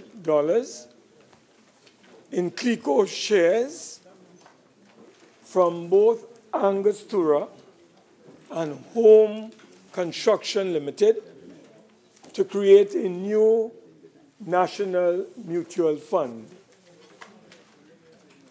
That amount would account for 29.9% of CLICO's shares in Angostura and 16% of its shares in Home Construction Limited. The question that is being asked is why is the PNM government seeking to create a new national mutual fund or a new fund to deal with these assets when, Madam President, the government has already established such a fund in the form of the National Enterprises Limited, which has the necessary transparency, accountability, and governance structure to manage the holdings of these two CLICO assets. Madam President, we know that NEL is an investment holding company operating in this country since August of 1999 on behalf of the government of Trinidad and Tobago. NEL holds shares in a number of stable and profitable industries, and they pay attractive dividends. NEL's holdings, as an example, Madam President, would include the telecommunications services of Trinidad and Tobago, the National Flour Mill, the National Gas Company, TNT LNG Limited, the National Gas Company, NSL Limited. So therefore, we know that the mandate of this company called NEL is to pay out a maximum of 90% of its profits to shareholders. Now, NEL also facilitates a public offering on the stock exchange. So if members of the public is desirous of buying shares in NEL, they can go to a broker and access those shares on the stock exchange. What the population is asking the government is simply this: why would the government wish to duplicate the work of NEL? Why would the government wish, Madam President, to establish an expensive new national mutual fund? Is that going to lessen, Madam President, the fears of the people about the possible sellout of CLICO and CL financial assets to a wealthy group of private sector individuals? Would that be in the people's interest? The question, Madam President, is why is the government duplicating the establishment of another company? We already, as I said, have NEL. So we need to get an explanation. Is it a roundabout way of allowing the friends of the PNM and the financiers of the PNM to get a hold of the assets of CL Financial and CLICO. Is that the reason why the government is going to establish this National Mutual Fund? Madam President? Madam President, you would know that many of our citizens have a strong emotional bond and attachment to CLF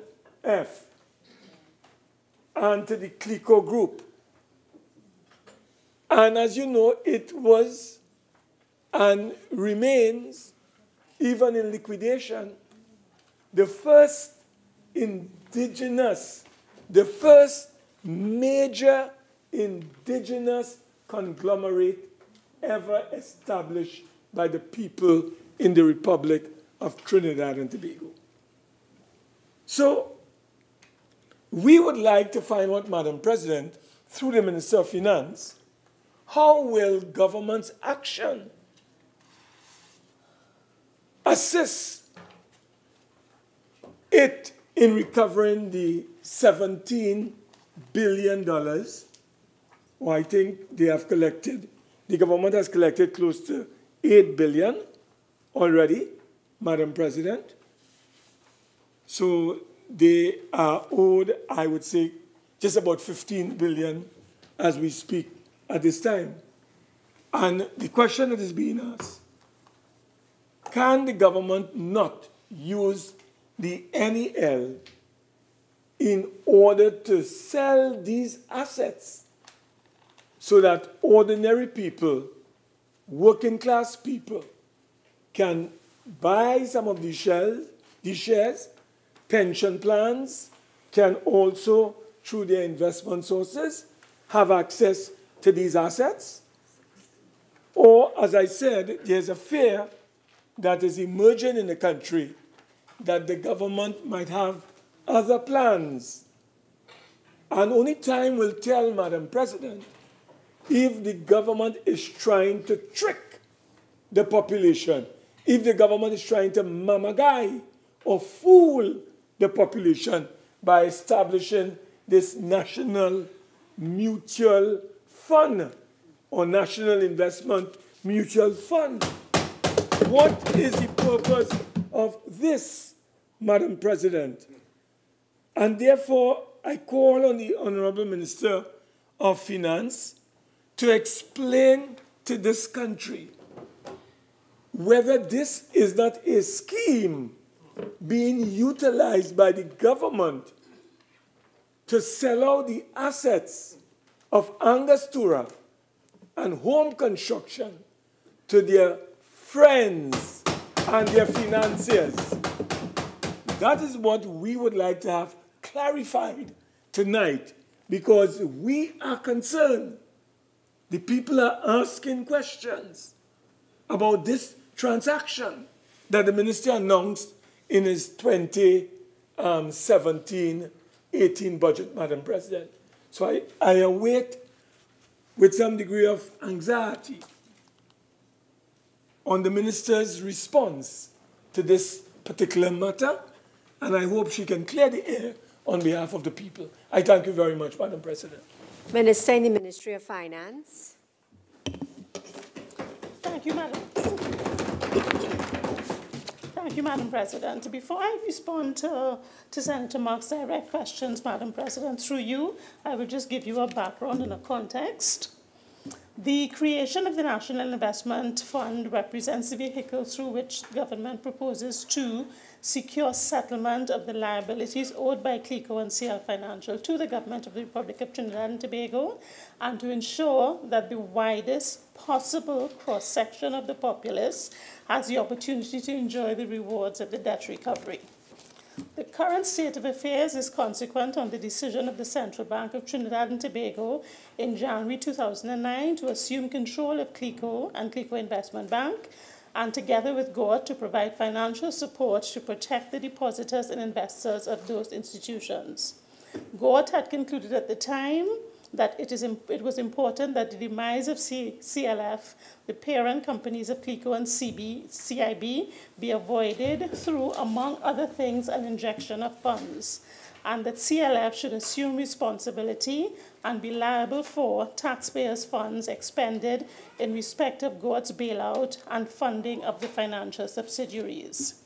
The expenditure of GOAT, as outlined in an affidavit dated July 11, 2007 by Mr. Vishnu Danpal, Permanent Secretary, Ministry of Finance, in the High Court of Justice in the matter of CLF and in the matter of the Companies Act, Chapter 8101, was determined that 23.095 billion, but with the repayment of 7.486 billion, the net amount owed by CLF to GOAT is $15.609 billion, TT. Being unable to arrive at an acceptable repayment plan with the shareholders of CLF, and given the threat posed to recovery of that debt, GOAT sought to put CLF into liquidation. On September 15, 2017, the High Court ruled that the operations of CLF would be fully placed in the hands of two liquidators appointed in July 2017. Generally, liquidators would dispose of the assets under their remit through transparent and independent auction arrangements to achieve the best price possible for such assets. GOAT gave due consideration to the options for and implications of monetizing the assets through liquidation procedures. It took due note that the CLF group operated in many sectors throughout Trinidad and Tobago, as well as in extra-regional jurisdictions. The group encompasses companies involved in financial services, alcohol manufacturing, land and property development, retail energy, and media. The group owned or controlled over 30 companies and numerous additional subsidiaries under many of those companies located in the Caribbean, USA, Europe, and the Middle East. These shareholders include Angostura Limited, Home Construction Limited, Methanol Holdings Limited, Republic Finance Holdings, Equities in Colonial Life and General Insurance, Caribbean Petrochemical Manufacturing, L.J. Williams and Company, One Caribbean Media, Whitco Trinidad, as well as real estate assets. While GOAT considers the repayment of the debt owed by CLF, CLICO, and CIB to be critically important, and envisages that the joint liquidators of CLF would collaborate with the central bank to ensure that the assets are monetized in the best interests of creditors and the debt is repaid as promptly as possible. Nevertheless, GOAT considered that those assets were acquired on behalf of the people of Trinidad and Tobago. Accordingly, GOAT determined that the assets should be monetized for the benefit of the people of Trinidad and Tobago. GOAT decided that the people of Trinidad and Tobago should be given the opportunity to participate in benefits flowing from those assets, that is, regular dividends and the possibility of capital appreciation. The assets of CLF, CLICO, and CIB are all high quality and have been generating reasonable dividends for several years, and their monetization should be able to meet the debt of $15.6 billion of CLF to GOAT. GOAT has agreed that the NIF would be a close-ended investment fund based on a trust deed, and into which fund would be placed shares in the various companies owned by CLF, CLICO, and CIB, and other appropriate assets owned by GOAT. Members of the public at large will be invited to, by way of a public offering, to purchase units in the fund at an offer price which would be determined at the time of the public offering. Units in the fund would trade on the Trinidad and Tobago Stock Exchange. We expect the target date for the public offering and sale of units to occur in the first half of 2018. GOAT is in the process of appointing a financial services advisory firm to assist in establishing and making operational the NIF, which would not only provide an avenue for members of the national community to participate in the income and capital growth of good quality companies, but also would contain the facilitation in the development of the domestic capital market. Madam President, the reason why we are not using NEL is that NEL is a company that has sold shares to the public. If what we do is take the shares of, take these assets and put it into NEL, what it does is that it would appreciate the value of the shares already held by the shareholders of NEL. It will not give the government the value to recover through purchase by the public at large of these assets. So you need a separate fund or a separate element of NEL to do that. So it was determined that rather than inject further funds, which would benefit already existing shareholders, that you create a separate fund and allow members of the public at large, not any special targeted special interest groups, but the public at large, to invest in these funds. That way the people of Trinidad continue to enjoy the benefits of the assets that are currently held by PICO. So there's no nefarious objective. It is to ensure, one, that government recovers the money due to it, and two, that the people of Trinidad and Tobago continue to enjoy the opportunity for dividend flow and capital appreciation of these valued assets. Thank you, Madam President. Senator Mark, next motion. Oh, I apologize. Senator Hussain. Thank you very much. Thank you very much, Madam President. And Madam President, the matter that I brought on the adjournment of the Senate is the failure of the government to properly manage and administer our nation's prisons, resulting in the safety and security of prison officers and their families being compromised, as well as that of the inmates. And Madam President, let me say from the outset that this is not a UNC issue, or this is not a PNM issue. This is an issue regarding the people of Trinidad and Tobago, their safety, their security, and it is a matter of human life. And Madam President, this matter is of two folds, in that it recognizes the immediate and serious threat to the safety of prison officers and the inmates at our nation's prisons. Madam President, we are witnessing an unparalleled amount of killing of prison officers, and the nation, if we remember, went into shock when chills ran down the spines of prison officers when one of their colleagues who had just left work was gunned down in broad daylight, just meters away from the Port of Spain prison. An officer who gave to this country 25 years of service at age 45, Officer Devendra Buduram, while driving home to his family on a Friday evening, his life was snuffed out. He was shot once to the head, once to the neck, and twice to the chest. But, Madam President, that is just one officer. There are other officers who face the same fate as Officer Buduram. Just a few months ago, prison officer Glenford Gardner was shot and killed at Sea Trace Bagatelle, Diego Martin. And preceding that, the unsolved shooting death of prison officer Richard Sandy at a bar in Gasperlo. We have reached a position in Trinidad and Tobago where there is no longer respect for human life, as we have seen one of the most bloodiest and unprecedented amount of murders in this country in January. Trinidad and Tobago is now beyond recognition. But we must be cognizant of the fact, Madam President, of the conditions that exist at our nation's prisons. And I would like to paint a picture to the Senate of what actually happens at our nation's prisons. And I would like to quote from a judgment of Justice Carol Gobin in the matter of Colin Edgehill, Civil Action number 3178 of 2004. And Madam Justice Gobin would have made a visit to the prison, and she found that a prisoner is kept in a cell for 22 hours each day with poor ventilation, which is obstructed by cobweb and dirt. And always bearing in mind, she always said that persons in there are presumed to be innocent. Madam President, the structure of the ceiling allowed dust, waste, liquids, and roaches to fall onto prisoners. Stray cats would walk along the mesh on the cells and urinate on the prisoners. The claimant in this matter, Mr. Edgehill, said that there was a continuous foul smell and stench emanating from the various pale slops. The carpet, as well as the oppressive heat and overcrowding, made it unbearable and caused him physical and mental anguish, pain, and suffering.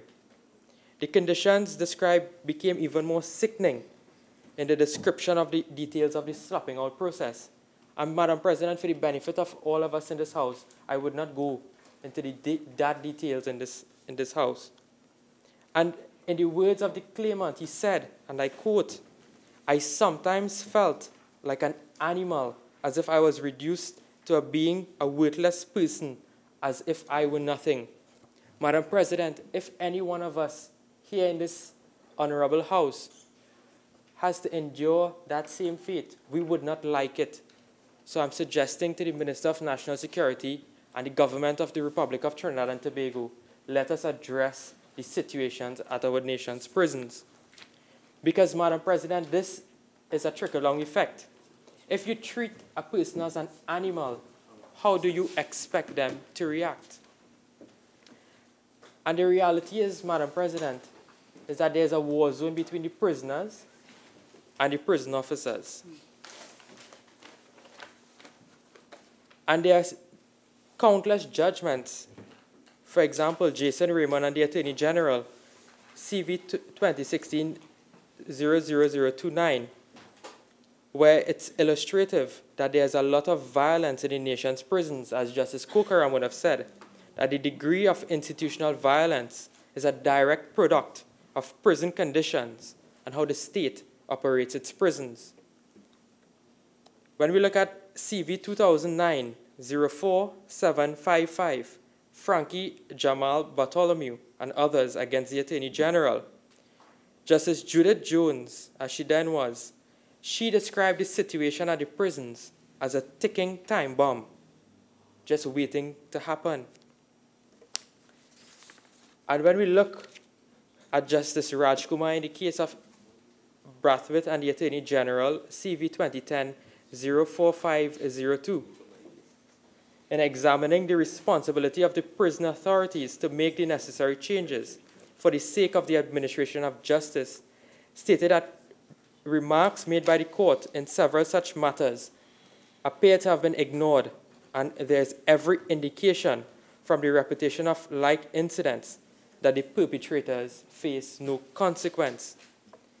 So, Madam President, the common thread, the golden thread that runs through all of these cases is that the state is not paying attention to what is happening at the nation's prison.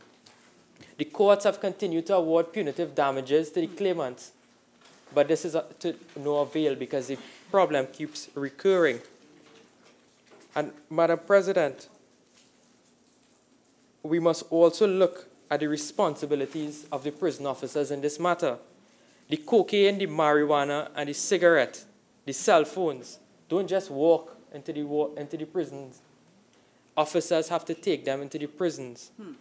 And, Madam President, Officer Buduram, he is dead today because of a cell phone that was brought into a prison illegally. But we must also place some blame on the government in that there have to be jammers operating at the nation's prison. So I would ask the Honorable Minister in his presentation to let us know the effectiveness of these jammers, because constantly, for those of us who are on Facebook and other social media websites, we see and we continue to see videos being filmed at the nation's prisons and then uploaded onto these social media websites.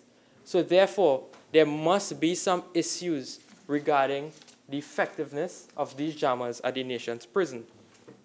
But, Madam President, we must commend also those hard-working prison officers who risk their lives every day in service of the country and to ensure that the nation is protected from the rogue elements.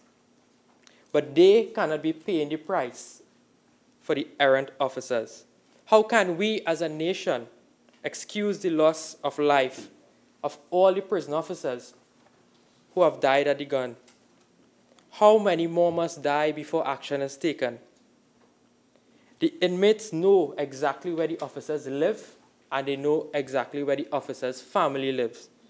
So we must take steps as a responsible country in order to protect our nation's prison officers. It is a holistic solution, and we must stop pointing fingers, and we must act now. We must guard the guards, Madam President. I thank you. Minister of National Security. Thank you very much, Madam President, for allowing me this opportunity to respond to Senator Hossein's motion. And when I looked at the motion, I could simply say I agree with Senator Hossein because he actually, in fact, did not show the failure of the government as his motion sets out to be, to show the failure of the government in terms of properly managing and administering. To a large extent, he showed a deficiency in the justice system, which has a lot to do with what, as he explained, in citing a number of inferences. But let me just say, Madam President, that with respect to the government of Trinidad and Tobago, the present government of Trinidad and Tobago, the prison system that we inherited has been there since colonial times and is where it is today because of incremental improvements. And this has been done under several administrations. But when one understands that the last administration, with respect to improvements in the prison system, the records show that it left a lot to be desired, Madam President. Madam President, for example, when one looked at the expenditure over the last 5 years, $411 million between 2010 to 2015 in terms of the development program. And when you look at the state of the prison that we inherited in 2015, and a lot of what Senator Hossein refers to is really the state of the prison. Because at the end of the day, the state of the prison is what conditions the behavior of the prisoners to a large extent. And when you look at what was done between 2010 to 2015, you can understand that a lot of money was spent between that period, but what happened to the physical infrastructure of the prison? What happened to the human resource element of the prisons? Little or no work was really done in those 3 areas, which are crucial, a key to the issues that Senator Hossein raised. Madam President, just by example, in 2011, the so-called time when we had the SOE, the then administration looked at a place called the Eastern Correction Rehabilitation Center, ECRC for short. That was outfitted at a cost of $55 million, Madam President. Outfitted alone at $55 million. The cost to purchase that between 2011 and 2014, it actually went over to 2015, $237 million. I was in that facility as recent as 2 weeks ago when I made a visit. The facility is in a state of disrepair. Imagine $237 million for really a shed, a warehouse. And when you look at the condition there, the roof is falling apart. The place was just, I don't know where that money went to, but again, the environment is what shaped the behaviors of the prisoners. And when you spend $237 million, and if you add the $237 million to the $55 million, $293 million spent in a facility. What did the prisoners get for that? What did the prison officers get for that? A facility that's still in need of wanting, that this government now has to look at in terms of repairing and refurbishing. So when Senator Hossein comes and talks about the failure of the government, he has to first examine the facts. It's almost as though in the military we say you estimate the situation, where you start with conclusion and then you look at the facts. You examine the facts properly, and then you would understand that the whole question of the prison system is based on this government looking at issues that are germing, not only the safety of prison officers, but also the infrastructure development. This government has just recently, Cabinet has just approved $53.6 million. To do what? To look at the remand facilities. Because if you understand the prison system, right now we have approximately 2,444 remandees and 1,508 convicted. The biggest issue we have right now is in the remand prison system. The conditions there, that remand center was in fact an old Air Force barracks from World War II that was converted into a prison. I know you might be too young to know that. But it was in fact the home for the Air Force, the World War II Air Force pilots from the US and UK, who were based in Waterfield. That was the accommodation that was converted into a prison, and it's still so today. This government has passed $53.6 million. And why? Because the conditions in the remand prison right now is one in which is so cramped. As I said, there are more convicted, there are more remandees than convicted prisoners right now. It's so cramped. I don't know if you've ever visited that. I would invite us so to do at some stage.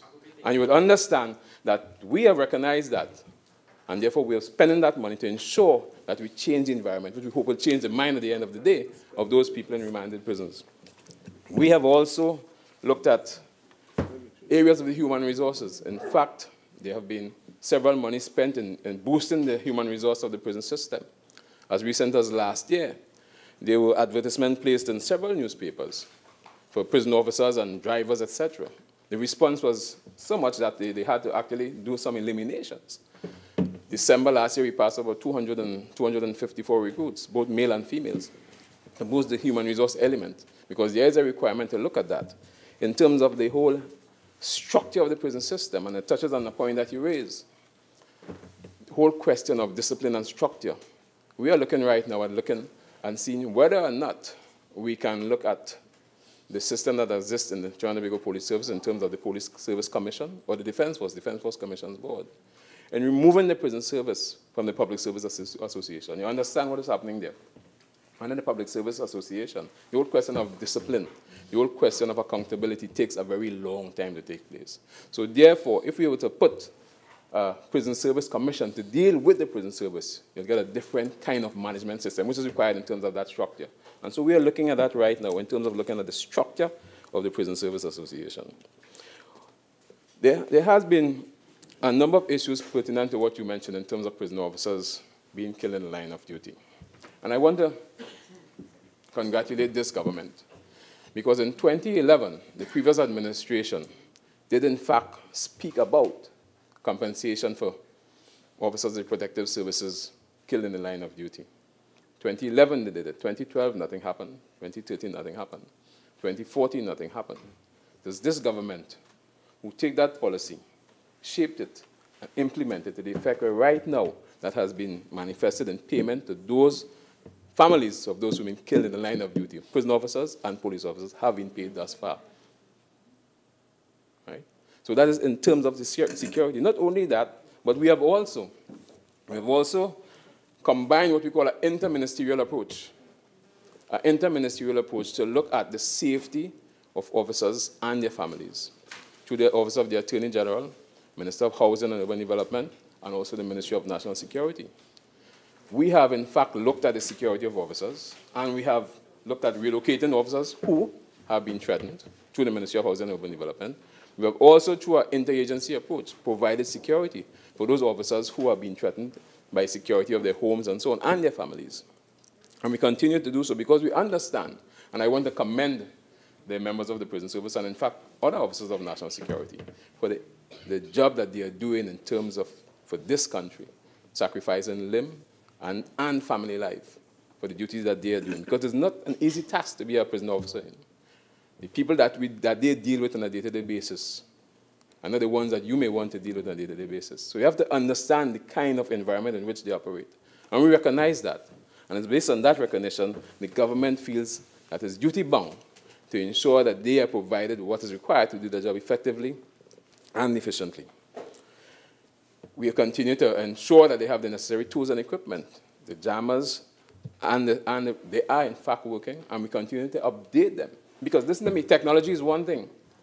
Technology is one thing, and therefore we have to ensure that what was placed there, we continue to update it. Because criminal elements would always try to beat whatever you put in place. They would always. And you have to try to be one step ahead of them at all times. So you put a certain kind of technology, there's always something to counter that. And so we are doing that right now, upgrading the kind of technology to counter the evolving technology that's available to everybody. Continue to do so. We continue to use CCTV cameras and so on.